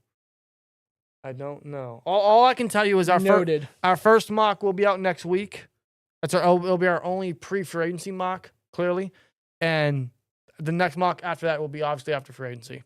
So, a lot of time to discuss. A lot of time to think about some stuff. Donnie says, I agree. Larry O and Holcomb are the cuts, I believe. Yeah, I think Larry O's gone. Holcomb, I can see, but I can't see because it's just not their thing to do. Because I think they're going to give him a whole offseason to get ready, and if they notice any drop off, they're just going to let him go later on. Mm-hmm. But they could let him go now. Well, Khan mentioned... Can we trade Minka for a second? I'm not opposed. Because you can replace him. I'm not opposed. Plus, that cap hit... They've met with Watts. I doubt starts falls so far, but, I mean, have you seen Nick Manwari from South Carolina? What a freak. Mm-hmm. What a freak. Yeah. And he's like a... What do they call that guy that moves around? A joker or a unicorn? Play anywhere. Yeah, Joker role. Yeah. I don't hate it. I love making to death. Listen, I love making to death, but I'm not opposed to it, and the cap hit is ridiculous. yes. For the production that he's brought to the table over the past 2 years, That's got to be reduced. I'm at in a some stage way. right now as a Steelers fan. I'm not opposed to trading anybody because I know this team ain't gonna go any farther. I'm in the same boat as you. Like, So if I know we're not going to do anything. if we can save money and get extra capital and get younger, I'm all for it. And that's where this team has to acknowledge that, like, we need a rebuild phase. Yeah. You can't go into next season with the same model and the same mentality, the same stuff, and expect similar results. Yeah. Or different results, I should say. Do that, you get similar results. I mean, like, yeah, I mean, I don't know if we do that. I highly doubt because the Steelers are that loyal, but do we know if Golden is running tomorrow? He should. I'm gonna be all eyes on the combine tomorrow for quarterbacks, running backs, and receivers. my eyes and your eyes will be glued to that screen. I'm excited for, I guess, today. I'm excited for later today. We got the combine. We got the chamber tomorrow night. It's gonna be a great weekend. It's gonna be a great weekend. And try to make it a good weekend. Trying to enjoy myself. Oh, yeah. So. Oh, we will. Yes, sir. Tomlin is too stubborn to rebuild. Yes. So is Art Rooney. Oh, I never want to lose too many games to get a guy like you. Why not? Yeah, you don't want, like, really? Why? What? I don't know. Is that supposed to be a compliment? Yes, that's exactly what it's supposed to be. But it's like, hey, like, I don't want you. By the way, since we're on Tomlin, and we're gonna ask this before we close out here, because we've seen comments. Put the fire Tomlin sign back up. Should we put it back up? The reason we took it down is because I have a sign to create, kind of like the Fire Canada. Yeah, it's still Or up there. I'm sorry, the Blame Canada. It's still up there. Fire Canada. Fire Canada, yeah. It's up there. It's up there. Yeah, it's still up there. I want something similar, but with a Fire Tomlin emblem, or whatever. Should I put it up? Should I put that purchase in? Do you have, like, a method or a design all ready to go? I have an idea. Yes, Okay. I've been pondering on it. Now you're having me think, like, what can it be? Because I don't know if that one will ever be top. Like, that just fit. Now, listen, it's not going to be that big. It just fit. It's going to be like a 1x6. 1x6.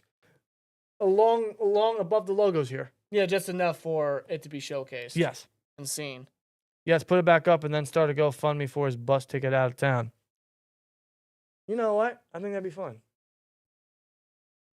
And then obviously it's not going to work, so it would all go to charity. Probably go to some sort of Pittsburgh charity, some children's hospital in Pittsburgh or something. Of course, yeah. You guys are saying do it. All right, we'll get the design, we'll put the purchase in order, and then put it up here. Hey, listen, that man need to go. He does. It's not gonna happen. It's never gonna happen. But how we all feel. I'm fed. I'm done. I think all of us as Steelers fans are. I'm done. Most Steelers fans are universally in agreement, but we just gotta live with it. But we're still gonna rock the team because I love the team.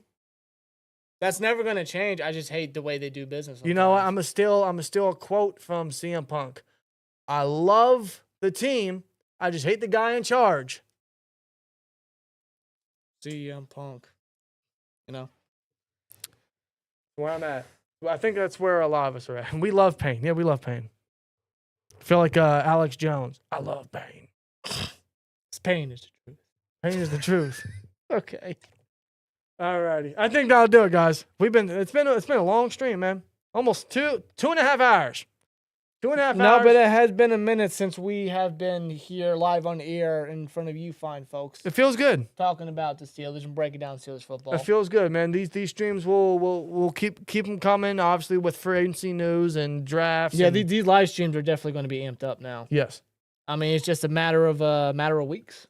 Matter of days at this point. Yeah, because news will be coming out, moves will be happening, signings will be happening, and then we got a ton of draft stuff planned. We got mock drafts coming up. And now with this Anderson tweet of interesting changes could come into play, it's like, what's Khan cooking up? Yeah. What are the Steelers cooking up, huh? What's on their mind? Well, they What's can't their plan? officially do anything yet. Well, yeah, they got 9 days to do it. They can sign Fields. That's all they can do.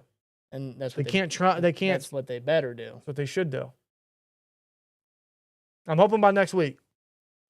It'd be nice if it was by Monday, but I'm not expecting that. Nah, well, you never know. Granted, I never know Omar Khan. He's always told me to keep my mind wide open. I'll tell you what, I'll never forget that first week of free agency. Last year, Oh my God, I will never forget it. dude, From literally Sunday night to Saturday afternoon. Oh my God. Woo! Signed Russ, signed Queen, traded Deontay, traded Kenny, traded for Fields. That was a wild week. Wild week. I'm hoping they're as active. Khan has already said they're going to be as aggressive. They're going to have a similar approach. They're going to have a lot of cap space. They got a lot of needs. There's a lot of people out there. Let's hope they stay busy. That's going to be in a couple weeks' time, obviously. We'll be here to give our opinions and keep you guys updated and give you all the reactions. So this is where the time gets really exciting for the offseason. We've had the time between where we lost and the Super Bowl and the Super Bowl to now. Now everything going on from here on out, it's all going to be news and speculation. Yep. And watch yourself for rumors or fake reports, because obviously those are just bonkers at this time of the year, and you got to really take things with a grain of salt and watch carefully at what you see and what you read. I'm hoping that what we see and what we read in terms of what we want to happen actually happens. Yep. It's only going to be a matter of time. It's that time, man. It's that time to get to work. It's that time to upgrade the team. Tomlin and Pat Meyer can walk out the building together. They can hold hands. I don't care. Hopefully one day. But Next year? maybe Meyer, not Tomlin. Yeah. Tomlin ain't going nowhere. With that being said, we're going to go on out of here. You guys enjoy the rest of your night. Enjoy the rest of your weekend. You guys have a phenomenal weekend. We'll see you guys next week with our first official mock draft of the offseason. I'm very excited for this. It is finalized. We got everything prepped. It's just all a matter of recording and uploading. That'll be next week. We'll also have a discussion video in regards to this one, similar, only about defensive line and the defensive line for agents the Steelers could and should target. We'll have that one out as well. So content will still be coming. Keep you guys' notifications up. Stay tuned for all that. Otherwise, we appreciate you guys for joining us tonight on a fun live stream. It's been a while since we've been live, since that Ravens loss, and feels good to be live again. We'll definitely be doing more of these, as it's only going to get crazier these next couple of weeks. So see you guys then, and otherwise, see you in the next one. Here we go, Steelers, at the end of the day, man. And as always, like, comment, subscribe, and we'll see you later. Peace!